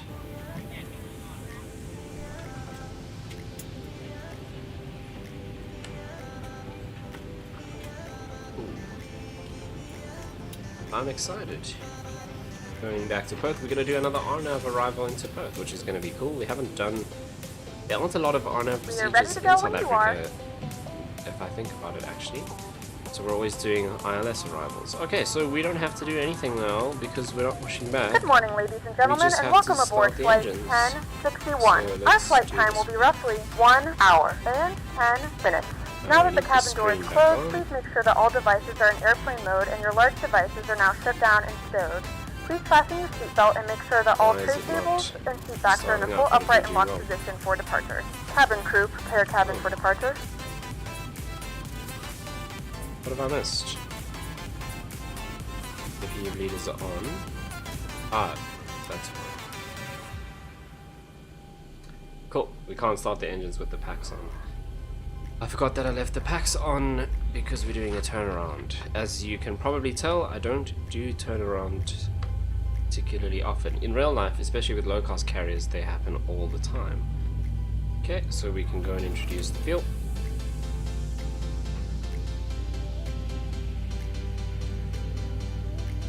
Ladies and gentlemen, please direct your complete attention to the flight attendants as they demonstrate the safety features of our aircraft. You will notice a light illuminated above your seat. When this light is illuminated, please fasten your seatbelts low and tight across your lap. To fasten, insert the metal fittings into one another and tighten by pulling on the loose end of the strap. To release your seatbelt, lift the upper portion of the buckle. We suggest that you keep your seatbelt fastened throughout the flight as we may experience unexpected turbulence. Left engine. Please take a few moments to now locate one of the several emergency exits on this aircraft. And then In we'll some introduce cases, the your fuel. nearest exit may be behind you. In case of an emergency and we need to evacuate the aircraft, there is lighting on the floor that will guide you towards the exit. So In there's the event 15, that the cabin 16, loses pressure, an 17, oxygen mask will drop right in fuel front in. of you. To start the flow of oxygen, pull the We'll mask let that towards power you. up. Place it firmly over your nose and mouth. Right, and since we secure aren't the going to elastic move, band we can behind now your head. engage Tighten the the strap auto as brake to necessary and RTO. move normally. Although the badge is And not way we oxygen can is flowing to the turn on mask. all of these. If you're traveling with a child or and someone our who requires probes as assistance, well. secure your mask But first we'll and wait then for the assist engine others. to Leave your mask finish on until a member of powering the up, crew advises you and it's then safe to we'll remove it. set our In the flaps unlikely event of a water landing, a and life turn on our vest is packs, located in a shut pouch down under your seat APU, or and then we between the are good to armrests. go. When So instructed we'll to listen do for so, that open the cutoff, plastic or pouch we and can actually remove see the it vest. there. There we go. Slip it over your head. Wrap the straps So, around your waist and start buckle at the sequence is front. cut Pull the straps out. tight. To inflate the vest, pull So firmly on let's the red go. cord only when exiting the aircraft. If it APU doesn't bleed inflate off, automatically, packs you may to blow into the auto. mouthpiece for manual It's inflation. also This turn vest is the equipped with a music whistle and a off. light. If you need to, your seat cushion can be used as a secondary flotation device. And what Please was make the other sure thing to I needed exit to the do? aircraft Okay, as soon so as possible and leave your belongings. onto the Please securely stow your personal engines items. for power. Make sure your seatbelts are APU fastened can and come seat off. backs and tray We'll tables turn are in their on full the upright taxi position. lights We and remind you return that this is a points. non-smoking We flight. need to adjust Tampering this with, though. disabling, or destroying So, the what smoke is detectors the located in the lavatories is prohibited by airport law. elevation All of this of information can be found in the Perth? safety card located in the seat back in front of you. Please read it and let a cabin member So know if you have any YPPH, questions. that is Thank you for at flying with us 69 again. We hope you feet. enjoy your flight. So we'll go to 100 is the closest that we can get, because this goes in multiples of 50. Right. So engines are powered up. Let's do the checklist. So hydraulic pumps are all on. Fuel pumps all on. Anti-collision light is on. Position light is set to steady. Auto throttle we can arm. Okay, engines are powered up. So APU off. APU bleed is off. Isolation valve set to auto. Left and right pack set to auto. Check. Flaps set for takeoff. So we'll do 1, 2, 5, like so.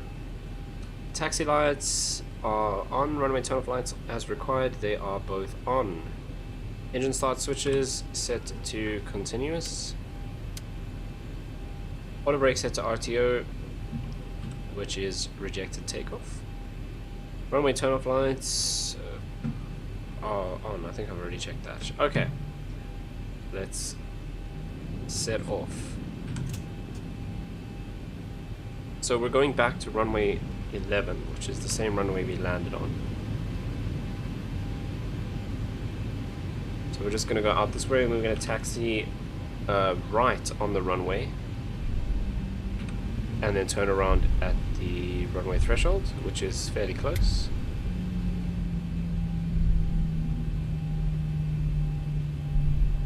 Please But note the cabin lights will be dimmed for departure and landing. since If you we require are additional so lighting, close, there's a reading light let's on the do panel above you. the departure checks.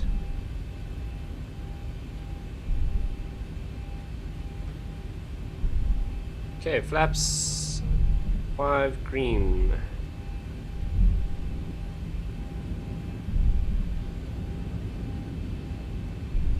Right, so as we're about to approach the runway, let's go.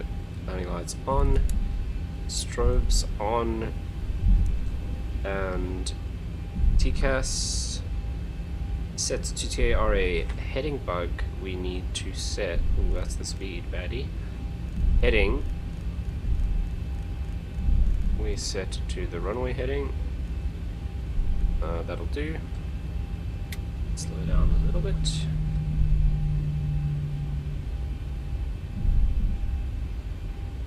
Right.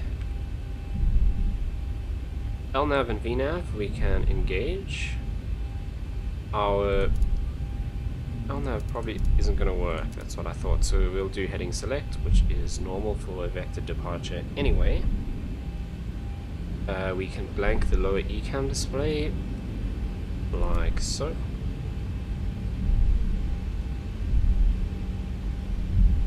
Right, so we're going to turn around, line up, and we'll go on with the timer. We will then power up to 40% N1, make sure that the engines are stable. We don't have asymmetric thrust at that point. All of this will happen with the brakes on. We'll then release the brakes and go toga once we're happy that the engines are stable at 40%. We then follow our V-speeds and our takeoff procedure from there. Okay, before I do that though, I'm just going to ditch the passenger window for you guys in a moment when I can take my hand off the controls. Right, so we don't need to see that anymore. You do need to see me though. How did I just disappear?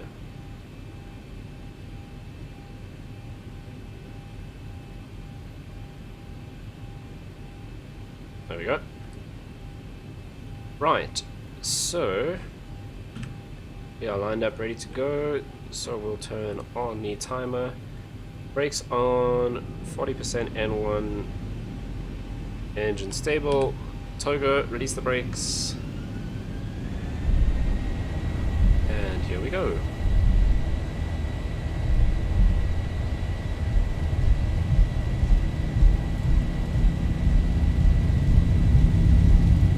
Airspeed alive.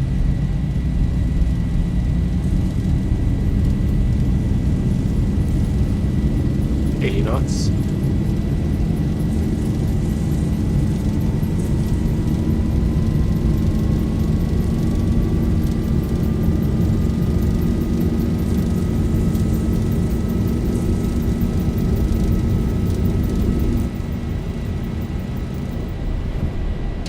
And once again, we use all the runway. So at positive rate, we'll go gear up. Climbing a little bit slowly. I was a little bit touch and go, not gonna lie.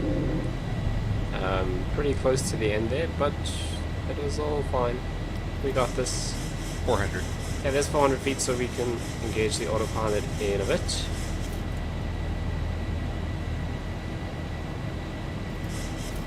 Right, so we'll go autopilot 1 on. That'll get us back on our climb profile. 1000. We're sticking on that heading. Which way should we turn out? We should turn out to the right. So let's do exactly that.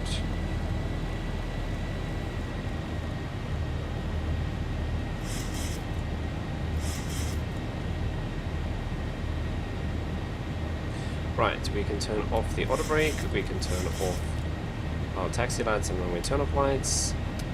Our engine start switches can go back to auto, and we'll go flaps 1 as we come through the speeds. We can then set our landing gear to the off position. Excuse me. And as we pass through that speed, we will go flaps up. Okay, quick double check. Other side.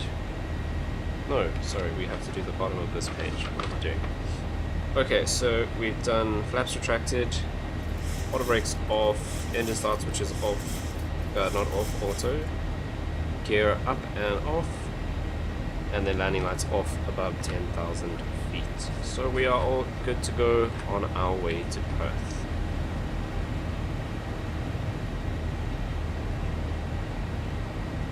Absolutely no clouds in the sky. Again, a little bit hazy, just like when we left Perth. There were a couple of clouds along the way, but nothing significant now. So what I'm going to do now is we can go direct to Nalar, like that. And that will put us on our flight path all the way to Perth.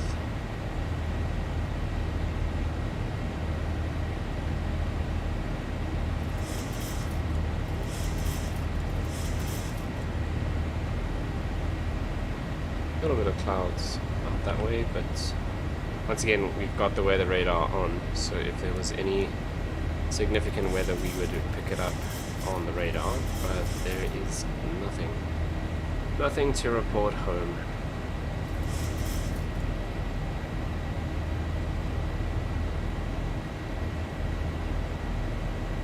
Yeah, so just passing through 7,000 feet. Our next step is landing lights off at 10,000. We'll also turn the seatbelt sign off, which will allow our passengers to get up and move around if they want to. They often get up and go to the bathroom, stuff like that. It'll also then allow our cabin crew, well, I wonder, have they actually started moving around yet? Let's have a look. No, they haven't. So they're still seated. We can see the the 3 white dots are the cabin crew. They're still in their seats. Once we pass 10,000 feet though, and we turn off the seatbelt signs, they'll get up, start moving around, start serving the customers. Hopefully the hungry ones this time will actually buy food and stop complaining. Okay, so we're just about to pass 10,000 feet. Ladies and gentlemen, we are now passing through Here we go. 10,000 feet. They You start can now moving turn on your around. larger portable electronic devices. We can As now a reminder, turn please off keep your seatbelt fastened landing while you are lights, seated and do not congregate in the galleys or near the and lavatories. the fasten This seatbelt aircraft signs is can come equipped with off onboard as well. Wi-Fi. If you wish to connect to the Wi-Fi, you'll be directed You can to a also page set with a standard small on fee our for internet altimeter. access. We do offer complimentary in-flight TV thanks to our partners. Connect we'll to the speed up Wi-Fi to and you'll be able to access our 288 wide range of knots. free live TV and paid movies library.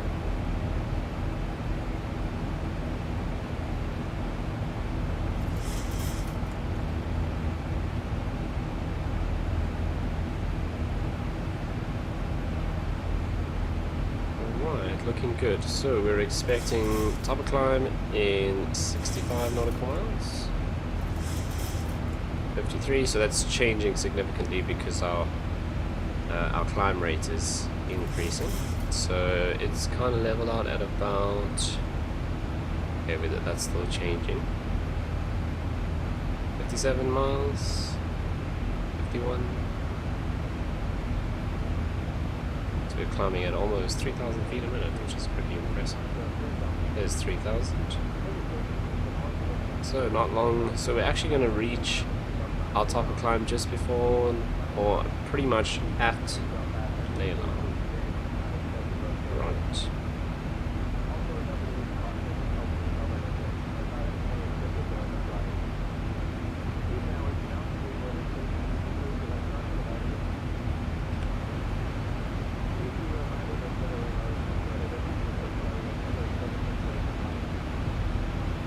There's the few clouds that we saw earlier. Once again, nothing spectacular.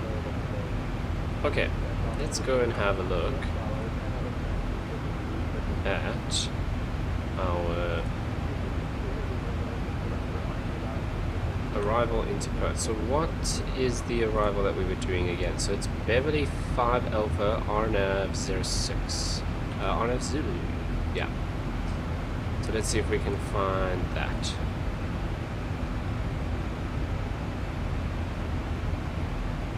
Okay, so this is all the terminal information, and these are all the departures.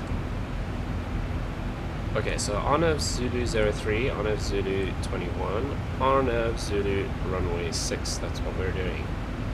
Okay, so we have a bunch of speed restrictions. 4.2 DME, 185, 5 DME, 150. It's pretty standard. We're not going to do a hold. Okay, so final approach fix is 1,700 feet, but we want to intercept that glide slope from Lenny, which is our initial, at 2,800. So we'll descend to 2,800 again, like we did last time. Okay, so between Lenny, we want to be, well, at Lenny, we need to be between 185 and 160 nautical miles. Okay, but that's on here, so it's max 185. That's perfect. Right, that all looks good. So let's double check here. Okay, so we go to Lenny and it says below 185, so that's set. 168, which was the one with the 160? So Perth Whiskey Foxtrot. Well, we've got that at 167, but yeah, we'll probably do manual speed and override that in any case, because that's too fast. Right, so that is our arrival into Perth. Let's go back and just have a look and see where we are actually going to be parking.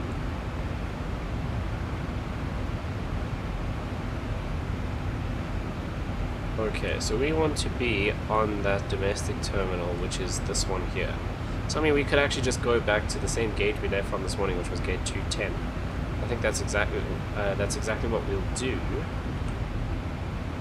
What runway were we landing on again? It was 06. So that's the runway that we took off from this morning as well. And I say morning, I mean in the sim. It's night IRL. Okay, so we're landing 06. It's also quite a short runway, so we're most likely gonna do Whiskey Charlie Link 6 to the bay. I don't think we're not gonna make Sierra Taxiway, it's too short. So we're gonna go all the way to the end of the runway, Whiskey Charlie Link 6, stand 210. That sounds like the plan. Oh, also I don't know why I do this. Actually, I do know why I do this, but this iPad thing, this tablet, you can actually just move it around. We could just put that over there. But in the A319, the TOLUS, it's got a little tablet on the left there as well, but you can't move it. It stays in one place. So that's why I'm so used to just using it in that position.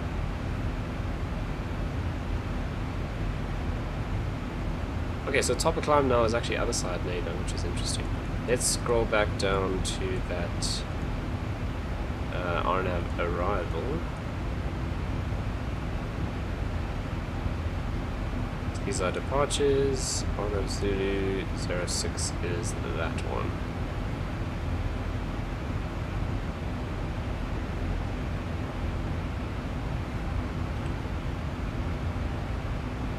Right, because we're too far away, I can't use the ATIS, the comm radio to actually pick up the weather at Perth, but I can check on this side, and it is pretty much exactly the same as when we left.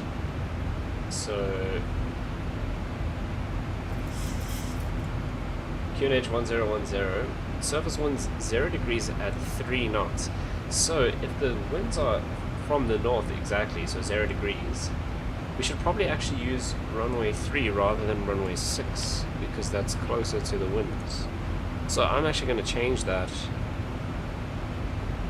which means we're not going to do the RNAV anymore.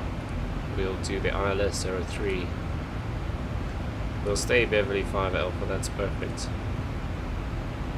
Let's just check that that's updated nicely, which it has. So we're no longer doing the RNAV arrival into 06. We are actually going to do the ILS, and it is ILS Zulu? ILS Yankee, okay. So we need to look for Beverly 5 Alpha. So that's runway 24. So that's just the normal ILS. We actually need the stars. There we go. So that is, where's the name? Green 5 Alpha. So we are Beverly 5 Alpha.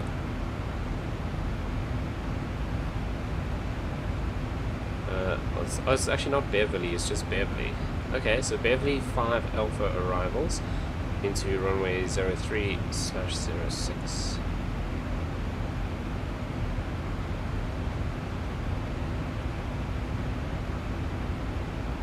Oh, it's actually very similar to the RNAV, because there's 06 there.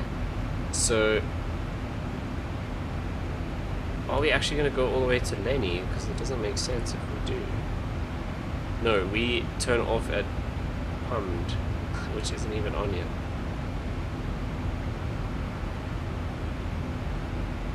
Beverly, Kiama.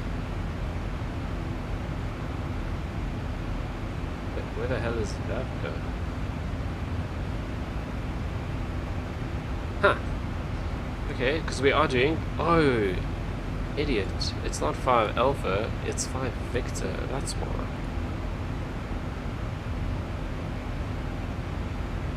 Does that even exist? Beverly 5 Victor, there we go, that's why. Eddie. Okay, that makes more sense. Yeah, so Beverly, Kaima, Navga, Cargo, and then So these little grayed out bits are showing the two different arrivals. So because we're going to 03, we go Obgos, and then Timmy will be somewhere down there, but that's the visual procedure. 1,000 to go. If we were going to runway 06, we'd go Cargo, Sega, Hiptic, and then visual. Cool. So that is our Beverly 5 Victor. Oh wow. Nicely done. I'm just looking at approach charts and didn't realize that we're now IMC. Interesting. Is this just like one random cloud?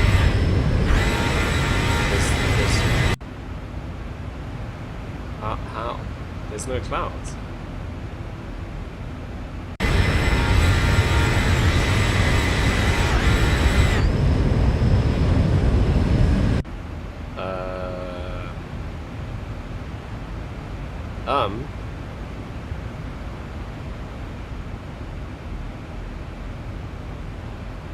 I'm heavy confused. What do we do in times of confusion? We run away. So, yeah, you see, this is the cockpit glitch that I had on another flight. Except on the other flight that I did, it went completely black. Now, if we're in the cockpit, it thinks we're in a cloud. That's a remarkable glitch. At least I can still fly like this. Or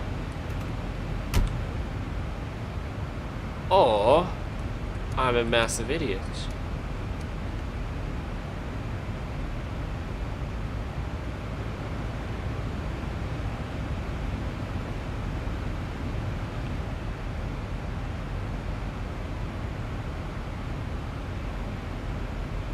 If that fixes it. In a few moments, our lovely flight attendants will be starting our in-flight service. We'll be serving complimentary drinks and snacks. Premium drinks are available for a small charge. Please note we only accept credit cards. Okay, maybe it's not that then. Because I thought maybe we left, because I left the window heats off. I'd like the windows had messed it up. Huh. Okay, so probably the second one. Yeah, no. Well, I thought it was that. But turning the window heats, maybe it takes a while to kick in, I guess. Thought it would have fixed it by now. Otherwise, we just land like this. Who cares, man? We'll do a proper low-vis ILS approach. If we were doing RNAV, this would be an issue. But if we're doing ILS, we can do it like this, no issues. We could even, if you really wanted, we could just let the plane land itself. Because that's a thing we can do. Is it just me, or is it like slowly getting better? I think it's slowly getting better. I think it was the window heats. We left the window heats off and then everything messed it up. It is slowly getting better, right? Not just imagining it. That's pretty cool that that's modeled, to be honest. Remember, this plane that we're flying is free. It's completely free for X-Plane. And it is one of the best modeled add-ons out there. This competes with a lot of the payware stuff. You know, the stuff that you're going out and paying $60, $70, sometimes $80 for. And this is completely 100% free. So it's every now and then I find some kind of feature like this, which is just astounding that you get this level of detail for something that's made for free. Yeah, it's definitely clearing up. So it was the window heats. I'm just a baddie. And once again, that's also a testament to how good this model is, because in a lot of the other aircraft, they have this kind of thing modeled, but as soon as you turn the window heats on, it just disappears. It's basically like an on-off switch, but this is gradually changed, which is just incredible. That's amazing. So yeah, I was super impressed with the ZIBO mod. So ZIBO and his team have done an amazing job, and it's all out there for the community for completely free, which is just awesome. Right. But once again, I forgot to flick a switch, and that is what caused that issue. But we are all good to go now, so I can go back to looking at arrivals. What's pinging? Someone calling the cabin crew. Did I leave the door open? Right. So not going to be long. Let's have a look. So we're expecting top of descent at 2340 Zulu, which, if we swap this over, so it's about 20 minutes, 19 minutes we'll be at top of descent. That means it's time to put on the music. Party it up. I didn't stop the music at in between songs this time, what a baddie. But yeah, pretty short.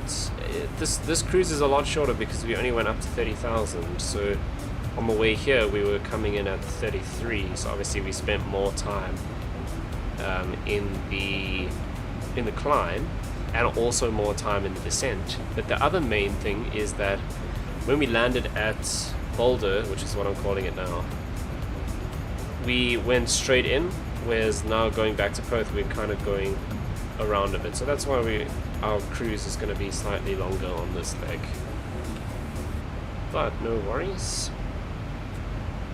So let me double check these speed restrictions again, now that we've changed our approach. So after Beverly, there's no speed restrictions. Our first speed restriction is VAVGA, 230 knots exactly. That is programmed in. Runway 03, okay, so if we're doing runway 03, which we are, max IS at cargo 185. Cargo 185 below, perfect. Oh, and then we're 185 all the way through the others as well. So that is good to go. Nice.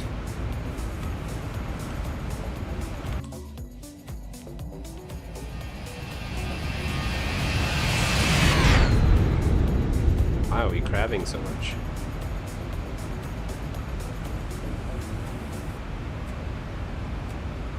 Oh, so we do have 128 knot wind coming in at an angle. That's pretty intense. I was just looking, the reason why I moved this was to see that we didn't have asymmetric thrust for some reason, which we don't. So if you look, you'll see we're kind of flying sideways. Quite hectic. It's just because of that crazy crosswind that we got. I mean, look at how contrail is being blown to the left. 128 knot wind. Crazy. Let's see, what did SimBrief predict our winds would be at this altitude? So, I mean, I do that every single time. I just close this and then realize I've come back to the same chart. Okay, so we're going here. So we'll check. What is that? Byra. Let's see, what did they say the winds would be at Byra? Okay, so that must be here somewhere. So, I mean, they predicted winds of 269 degrees. 45 knots. So yeah, SimBrief's wind is just not really nowhere near what Active Sky is picking up in terms of wind, because nowhere do we even exceed 45, okay, 46 knots, but never exceeds 50, and here we're at 127. So quite a big discrepancy there between SimBrief and Active Sky, which is interesting. I've never actually checked that very closely, to be honest.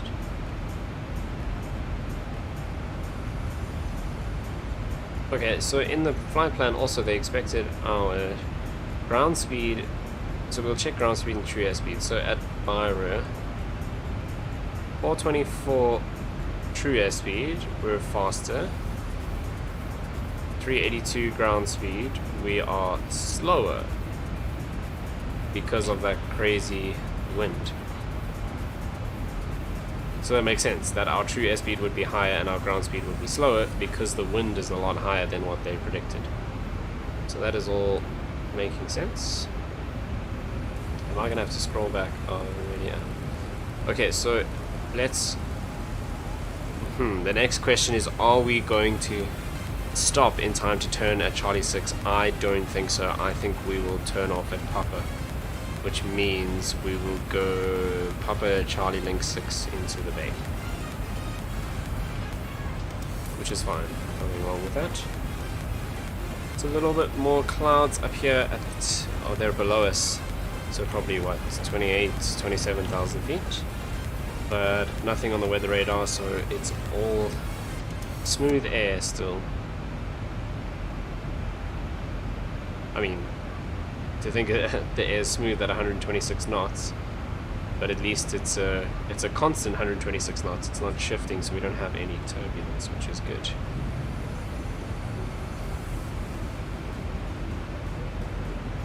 Our cabin crew are going around doing their thing, which is good. Hopefully the people will order food this time and not complain.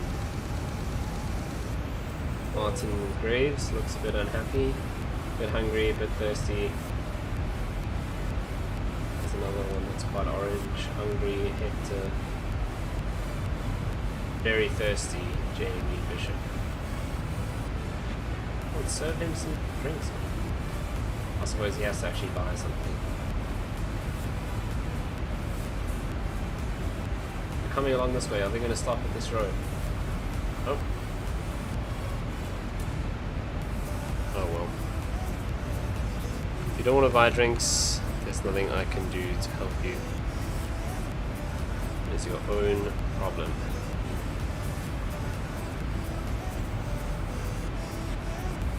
Right. Let's put this guy back in his little holder.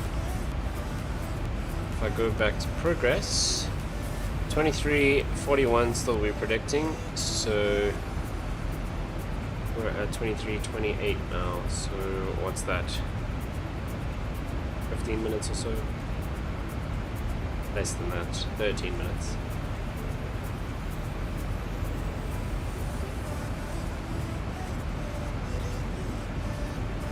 Oh, and the weather's doing its thing again. It's a little bit annoying, but that kind of has been the way Active Sky does its weather all along, so something we have to deal with.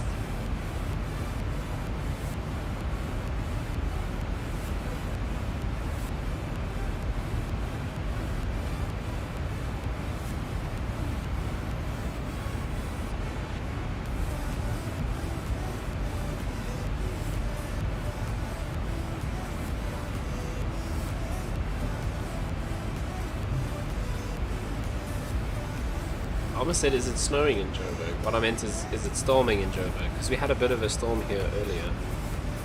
I know it's not snowing. I don't know why that was the first thing that came to my mind.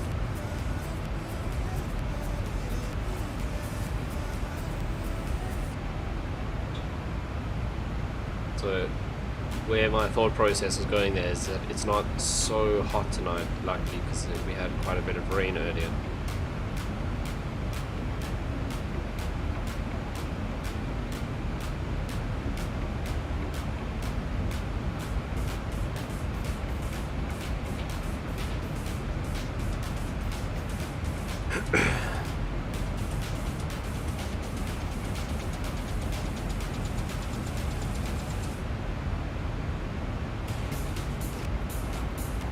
So I'm just having a look at the departure list from Perth. There's quite a few short little 737 flights that you can actually do out of Perth from Qantas, which is quite cool.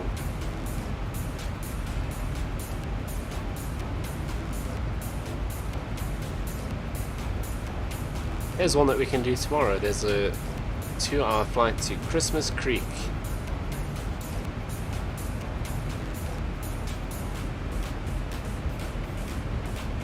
What's the shortest one? I think the one we're doing is actually the shortest route, yeah. Yeah, so it was raining earlier in Joburg. Yeah, it was nice. Just to cool things down a bit. Yeah, so our total flight distance to Boulder Airport is 289 nautical miles. Yeah, so that's the shortest Qantas 737 flight out of Perth. interesting.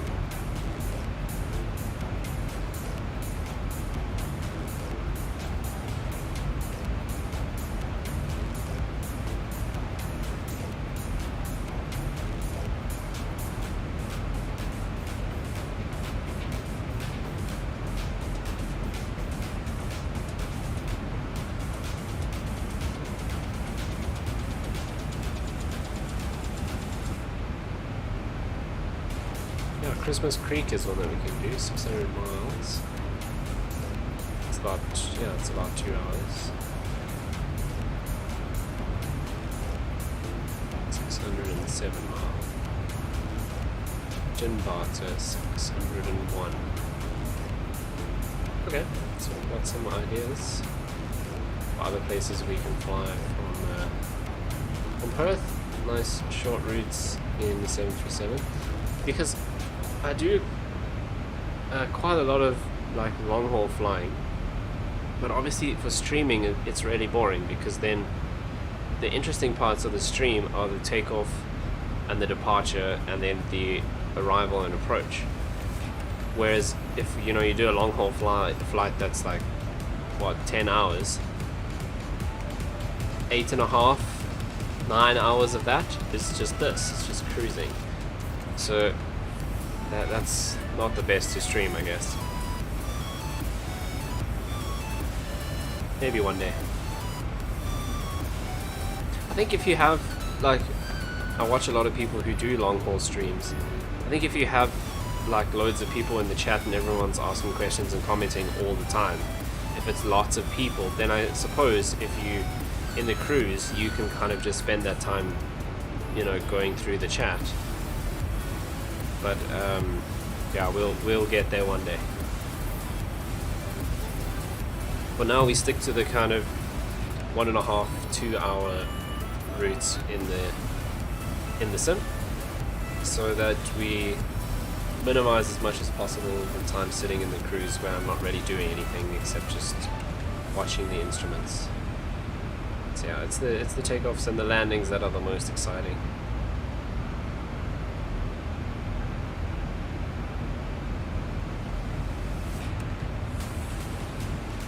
Okay, let's do an update. So we're still expecting top of descent to 2341, that still has not changed, and we're at 2333, so less than 10 minutes to go now before we start our descent into Perth.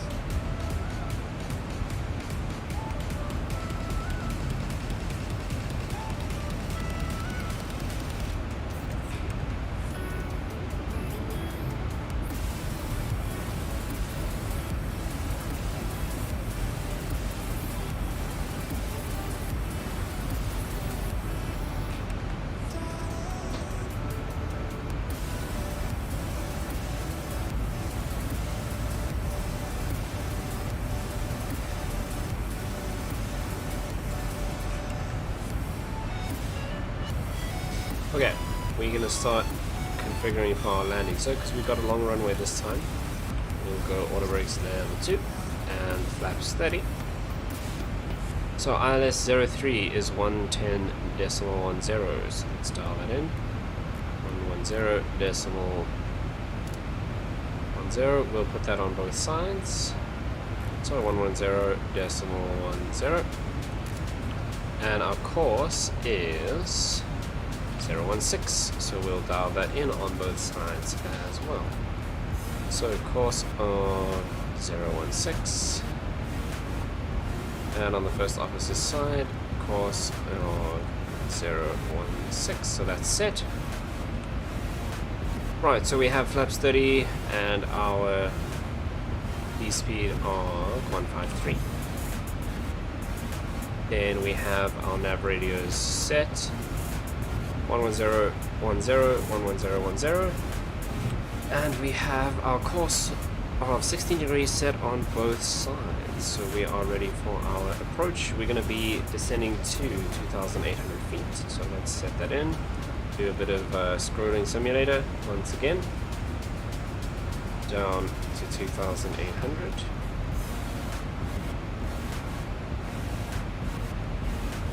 Like so.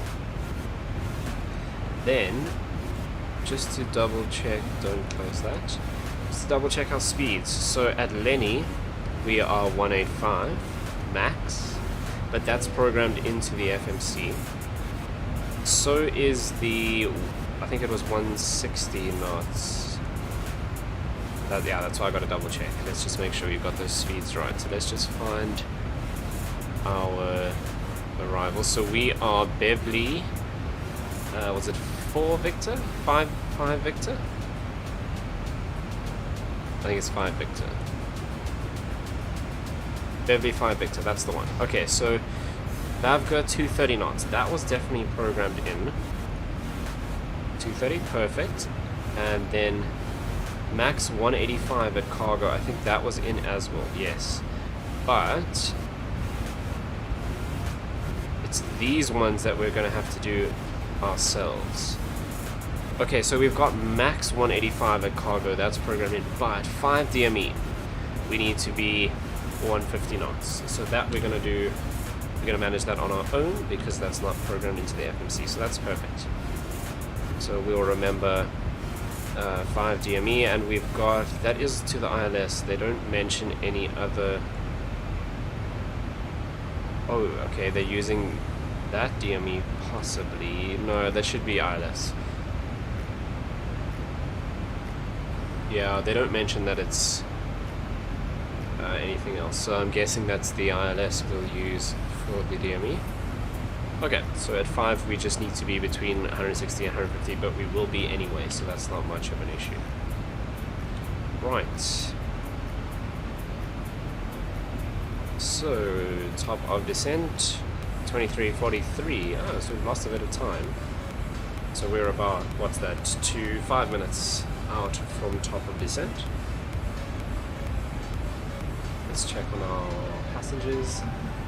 There are still a few grumpy people, but Terry is a little bit hungry and thirsty and tired.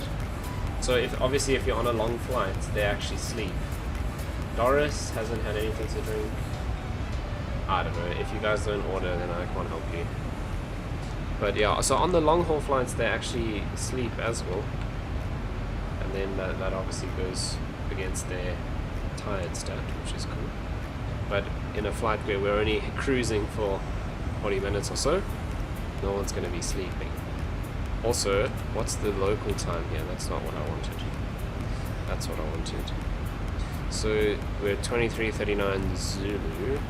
So it's 22:08 in the morning in Australia. In the game, not in real life. This isn't synced to real time. We just did an early morning departure when we left Perth. Right. Otherwise, everything is looking good. We are all set up for our arrival into Perth. Oh, we lost the extra 2 minutes, which was interesting, because we were initially predicting top of descent 41. Let's go and change this back to Zulu time. Right, so not far now from top of descent. Still nothing on the weather radar. Let me go and... or let's actually see if we do our ATIS, if it's picking up Perth. Yankee Papa Hotel. Yeah, it is. Information Echo 1405 Zulu weather wind 293 at 5 visibility 10,000 sky condition 3,000 scattered 4,600 scattered ceiling 6,800 broken temperature 14 dew point 11 QNH 1009 advice on initial contact with information Echo. Okay, so information Echo. The winds have changed a lot. We're on now winds 293, so we might be changing our runway again. Let's have a look. So the easy way to tell is, let's do this. Alright, so let's change. So winds are 293. So they're coming from here. No, I don't think there's... mind you, there's a runway 21. I think we're going to have to do that.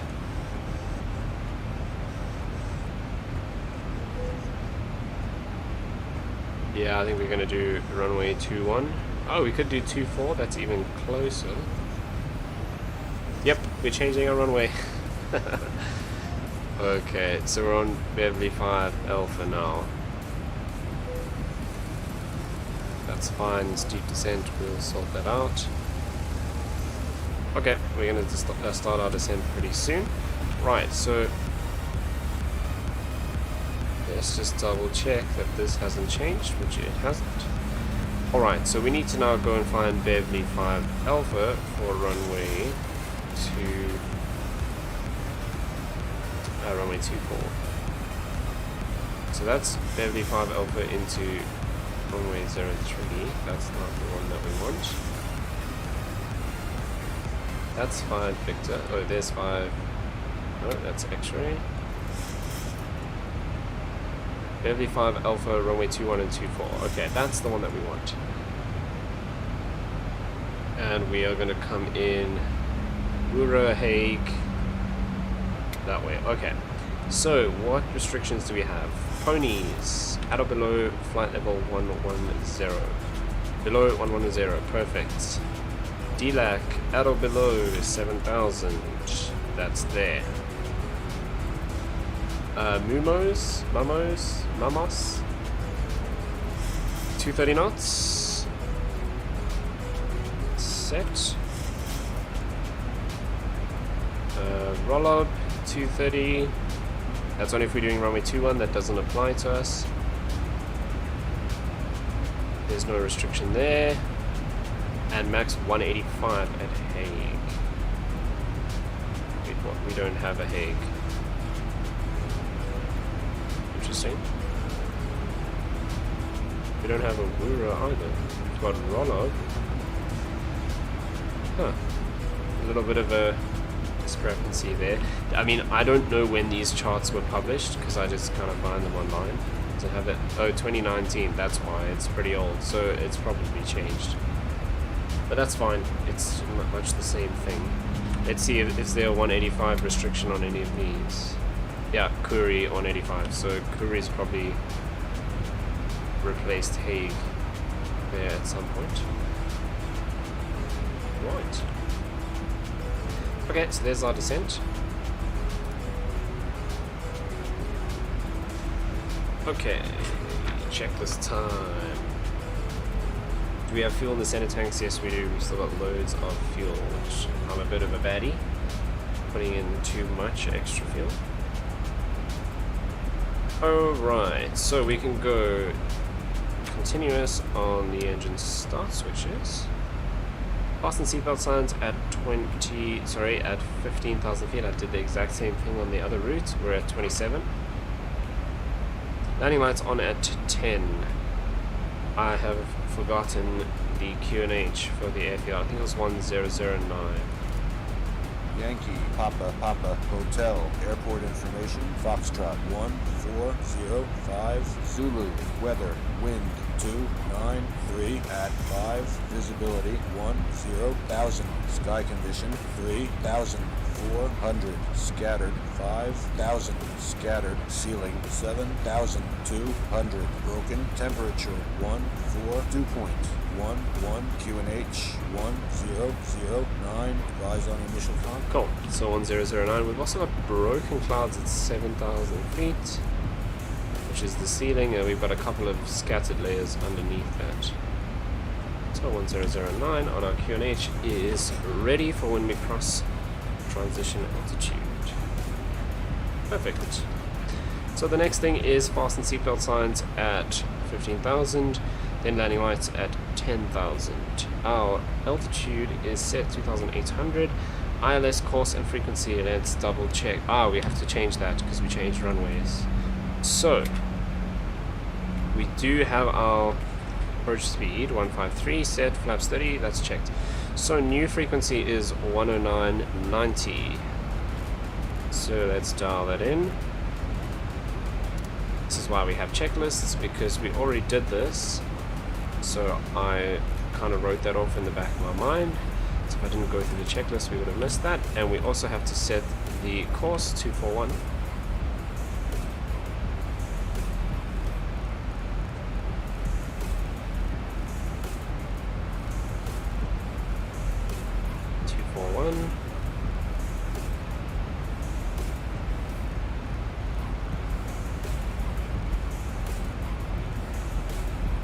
241.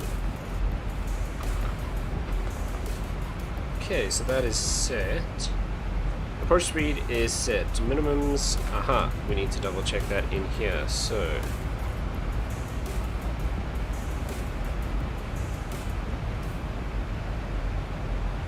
oh, on here it has Koori. That's interesting. No. Oh, I've chosen the short runway. That makes so much sense. So this is right. I'm just a baddie. It's Badu Koori. We're going this way. Oh, okay. I was just reading it wrong. I was thinking the long runway because when we chose runway 3, that was the plan. But now we're doing 24, which is the short one.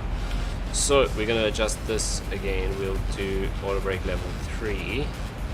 And we should actually do flaps 40 landing. That's good, but I wanted to check our minimums. It's not going to be on this, is it? No, it's going to be on... So we are... let's double check here. We are ILS Yankee runway 24, so we need to go and find that ILS chart. That'll give us our minimums for this runway. Okay, so we are ILS Zulu, no. That's Zulu, ILS Yankee for runway 3. Yankee 24. Okay. So, ILS, category C, they're all the same. It's 260 Barrow. Cool, so we'll snap that over to Barrow and we'll set 260. Perfect.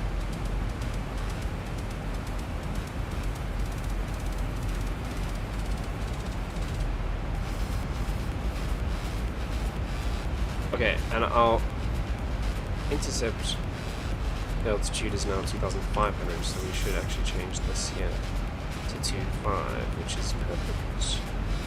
Okay, missed approach altitude is 3,000 feet, so we will update that again once we are on the glide slope.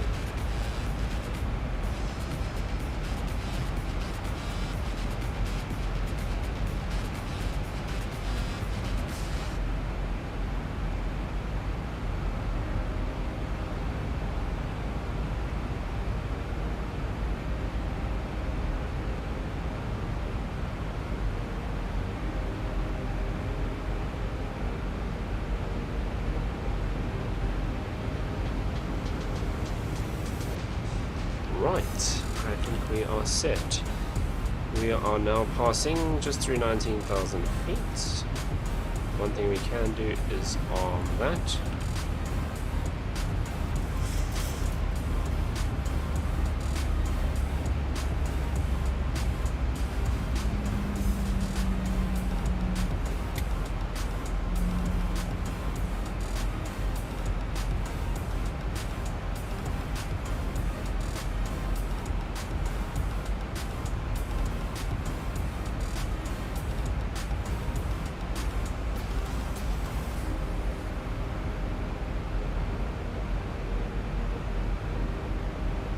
And 1009 is set.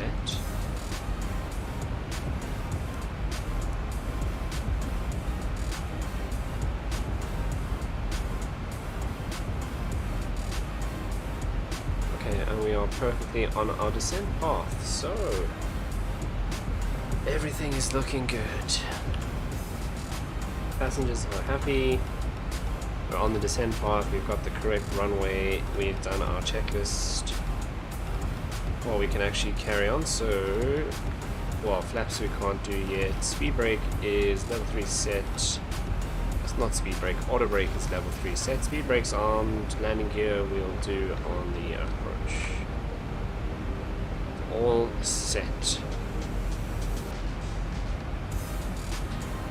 Yeah, so the weather's changed quite a lot since we left Perth about 3 hours ago. A lot more clouds. Once again, nothing on the weather radar, nothing particular to worry about.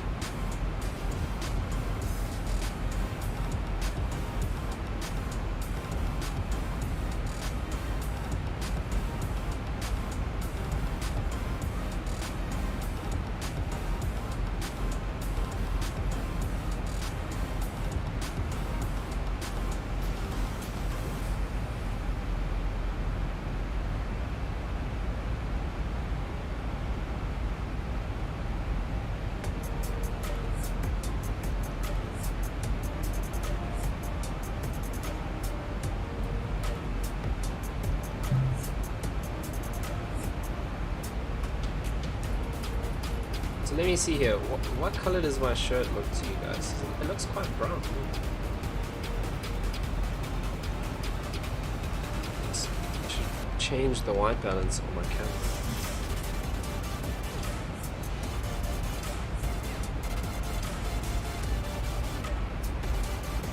That's better.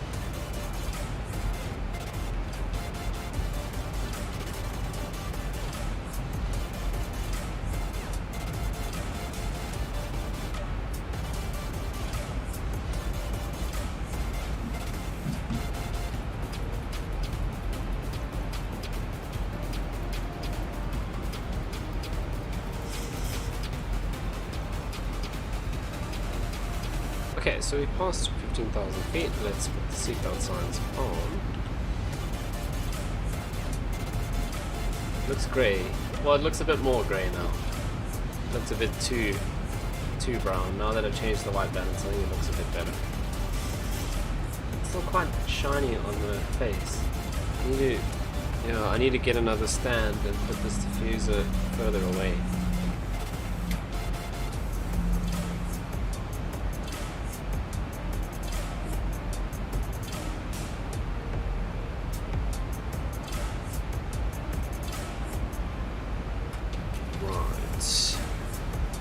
Let's go back. Yeah.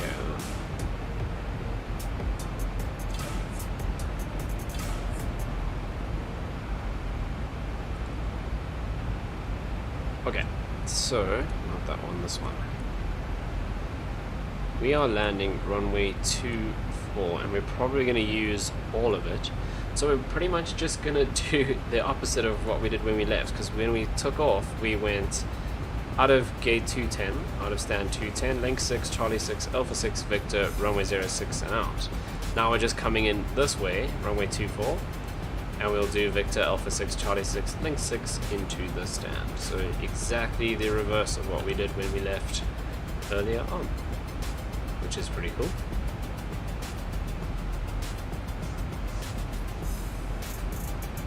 Right, almost at 10,000 feet where we turn on the landing lights. Wind's now 43 knots, so we shouldn't be crabbing as much. Just a little bit.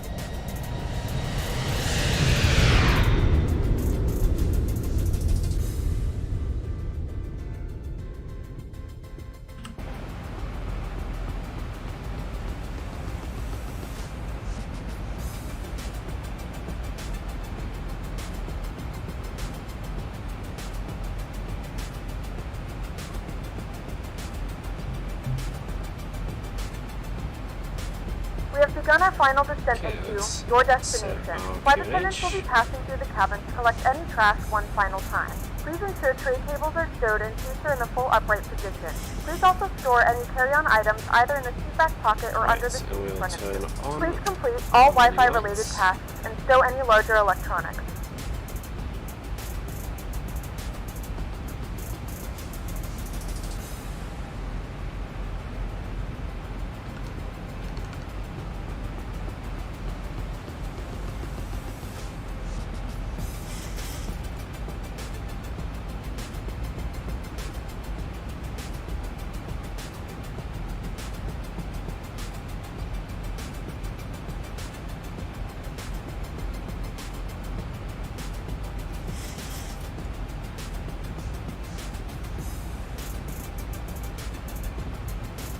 Okay, now as we pass through 10,000 feet, we'll also do the sterile cockpit thing and turn off our music.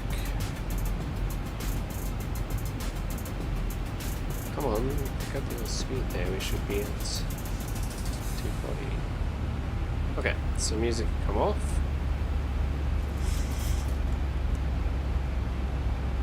And once we hit our decel point, which is over there, we will go ahead and start introducing our flaps. Well, once we hit the decel point, we'll start slowing down to our flap speeds, and then as we come through the speeds, we will introduce the flaps on schedule. Let's get rid of PACX. We don't need to see that anymore. They're all got their seatbelts on. buckled in, ready for the approach at this stage.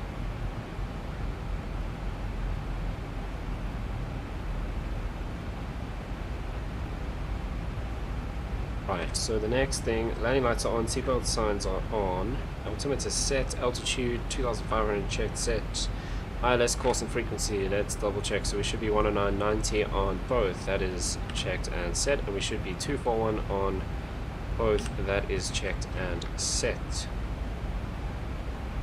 Approach speed 153, I believe. Oh, 146 because we changed to 40 degrees of flaps. So approach speed 146.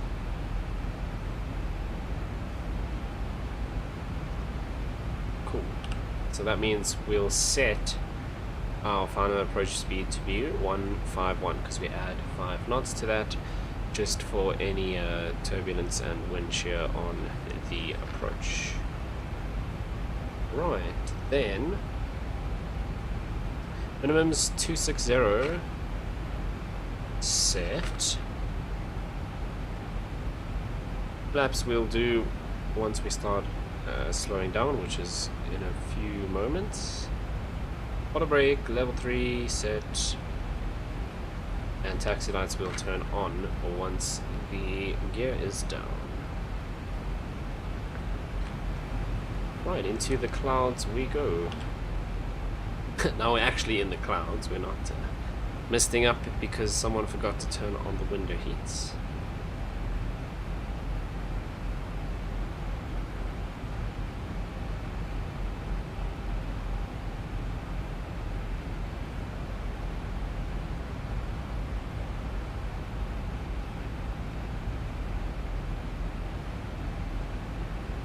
I wonder, this must be that scattered layer they were talking about just below 7,000 feet.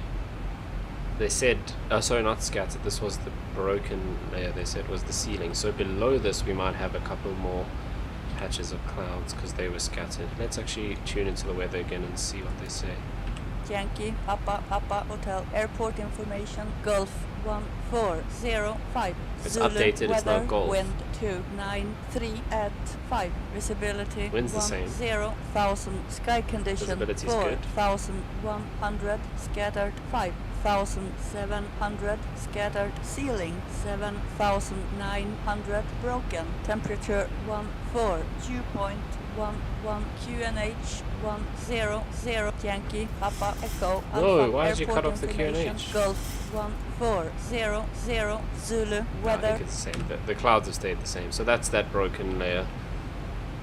They say 7,900 feet, but I think they are reporting on standard QNH probably, because that was about 6,500.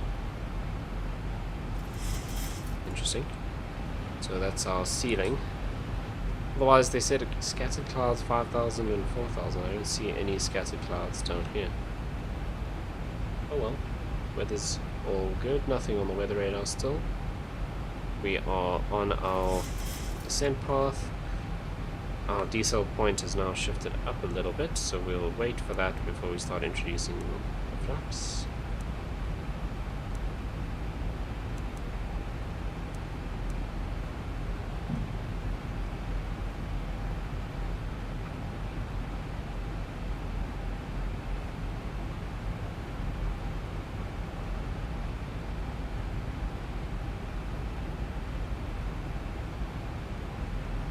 There we go. So we'll go flaps 1. Localizer is alive. Glide slope is live.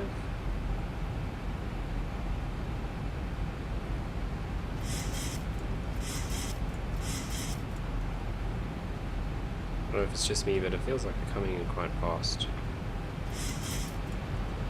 Mind you, we are still pretty far out, so it should be fine. What were our speed restrictions? Below 185 at Koori, which is still quite far. No, I think we're all good.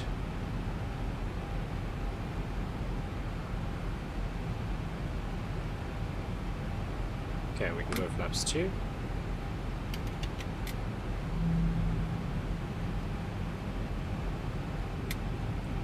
And we'll go flaps 5 in a moment. There we go, flaps 5.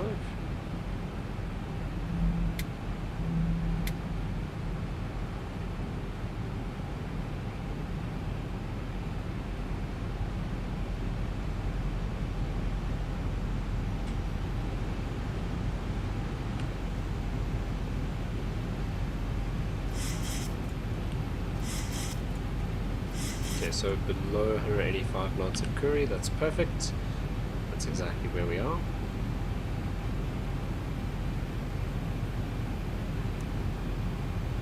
And then that other speed restriction was 165 knots at 5 DME.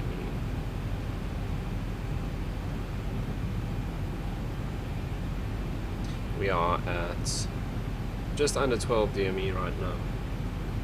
So no worries there. Okay, let's go on the approach. We'll go flaps 10. And just before we enter the glide slope, 2,500. let's go gear down.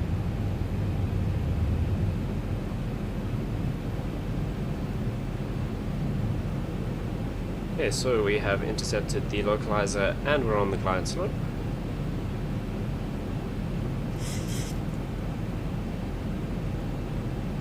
So we want to, we'll just maintain this 176 knots until about 7 DME, then we'll bring it down to make sure we're at that 165 at 5 DME.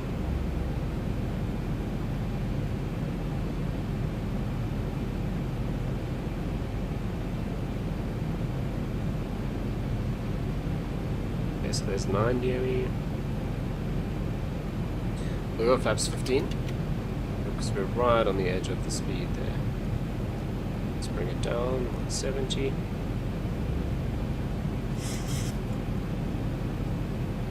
We are going flaps 40 here, so we want to actually slow this down a bit earlier. So we'll go 165 on the speed. We can bring in flaps 25. That's our 165 knots, which we need to be at when we pass 5 DME. We are currently at 7.4. And we said our approach speed is 151.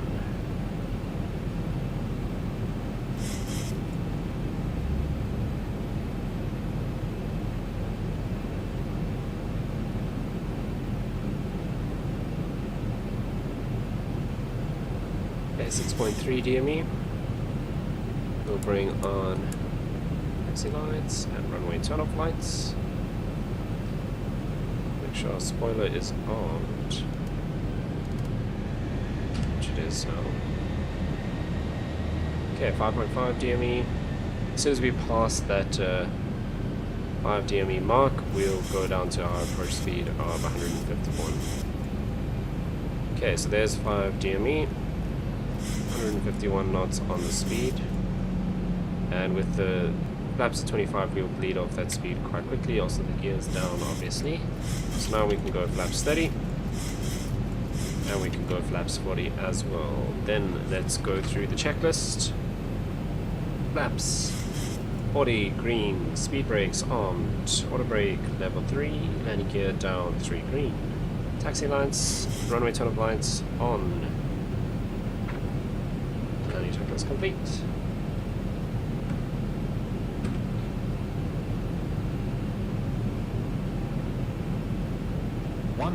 Okay, there's 1,000 feet. 1,000 feet stabilized. So Mr. Birch, let's altitude set. start taking control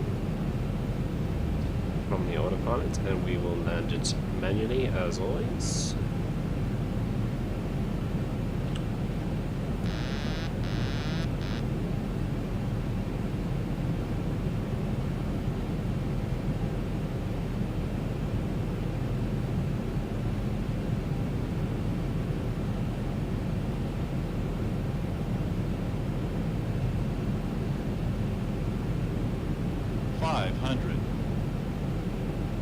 Being pushed a little bit to the left here. Nothing serious. 400. Slightly high. There's a 3 big push approaching to the minimums. left. Approaching minimums.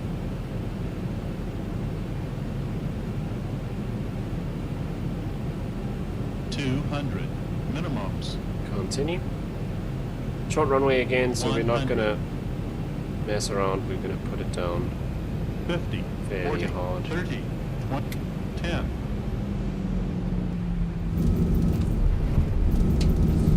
Okay, and for reverse green.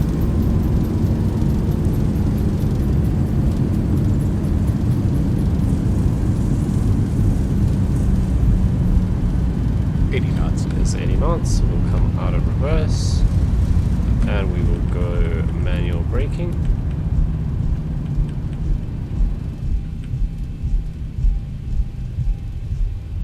See if we can make this taxiway here, which I reckon we can. Ladies and gentlemen, we have Right, reached our flaps up. destination. The local time is Any lights off? 8:07 a.m. and it's currently about 14 Strobe degrees lights off. Celsius. You can now use your mobile devices. Please remain seated Engine until the start aircraft has come to a switches complete back to stop auto. and the seatbelt sign is APU turned off. Remember on. to use caution when opening the overhead Disarm the bins, as spoilers. items may have shifted during the flight. If this is your final destination, we thank you for flying I with don't us. think I was If supposed you're to making turn a that way. connection, we encourage you to check your itinerary to ensure a smooth No, I'm not continuation 100% of your sure where journey. I've turned because I was doing other things. Whoops. Okay, let's just get onto this tech because that's a runway that way. We don't want to go there. This is why you have two pilots, ladies and gentlemen. So one person will just concentrate on steering. So it looks like we're on Alpha. One person, yeah, we're on Alpha taxiway. One person to concentrate on steering the plane or controlling the plane, and someone else to flip switches and stuff like that.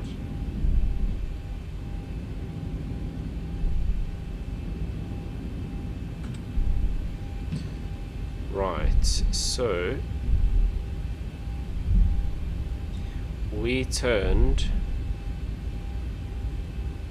Did I turn to the right or to the left? No, I must be. I think we turned there because we're going down Alpha now, so we should go Alpha. This doesn't feel right at all. What's this? Alpha? Alpha 6. No, that's perfect. Yeah, we need to turn down there. 100%. We are correct. Right. The other thing we can do is go TCAS standby.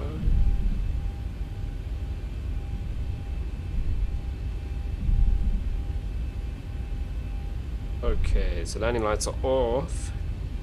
Flaps retracted. Speed brakes are down. We'll set our trim back to 4 units. Actually, don't really need to look because it does that click when we get there anyway.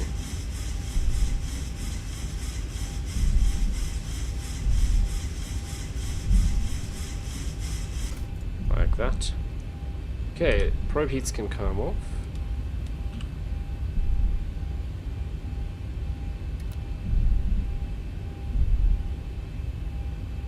Position lights are set to steady. Weather radar can come off. Right, and here we are back at pretty much the same place. We're about to reach gate 210, which is exactly where we departed from just under 3 hours ago. Obviously we spent about half an hour setting up, so yeah, just under 3 hours ago we departed from this exact gate, and now we have made our way all the way back. You know, there's lots of vehicles. Please don't drive me. There's none coming from that side, so if this guy makes it in front of us, hopefully that truck over there doesn't do anything crazy. This one's crazy. Okay, here's gate 210. Let's turn off all of these.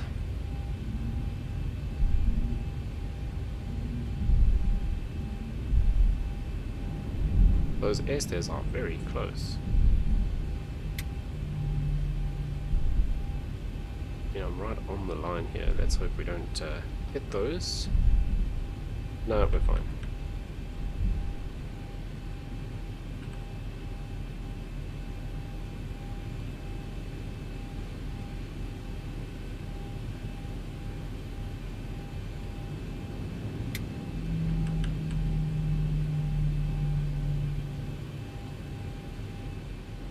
there we are. We have arrived back at Perth after 3 hours and 15 minutes. We've done a full round trip out to Kalgoorlie Boulder Airport and right back to Perth. Also, before I waffle on, he should actually sort all of this out. So that can come off, that can come on. Parking brakes are set. These guys can come off, so we kill the engines. Because we're done, we can turn packs off. That can go back to open. Those can come off. Those can come off. All of these can come off. That can come off. The seatbelt signs can come off. We'll wait for the engines to spool down a bit. Once they get to 5, we'll do the lights. Okay, so parking brake set. APU bleed is on currently. APU generator is on. Fasten seatbelts off, but we're shutting down. So engine start lever is cut off. Transponder standby. That is set. But what we should also do is just zero it out.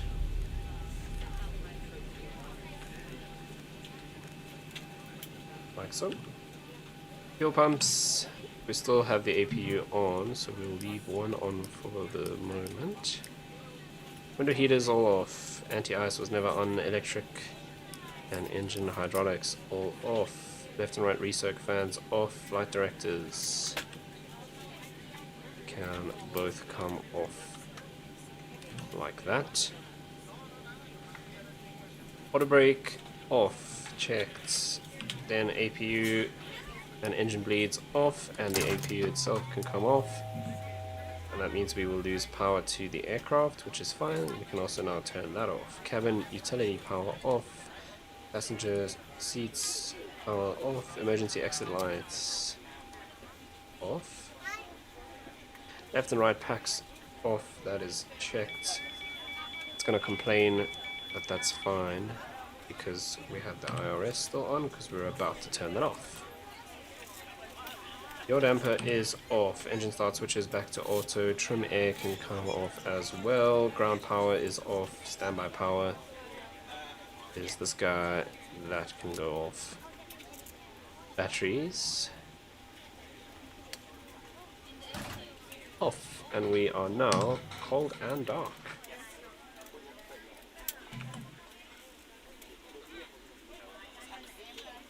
Could have gone forward a little bit. Oh, I lined the stairs up. I mean, almost perfectly. Pretty close. Pretty close. Alright. I think that brings us to the end of the stream. That was pretty cool. I think that's the first time on the stream we've done 2 legs where we've gone out and come back in, and quite enjoyed it. It was cool to do the turnaround. I don't get to do that very often, so I think we'll do that more on the streams. But once again, thank you for joining in. Let me cue up the outro before I say goodbye. Like so. Cool guys, thank you so much for watching. Appreciate the support as always, and I will see you again tomorrow for another stream. Bye bye now.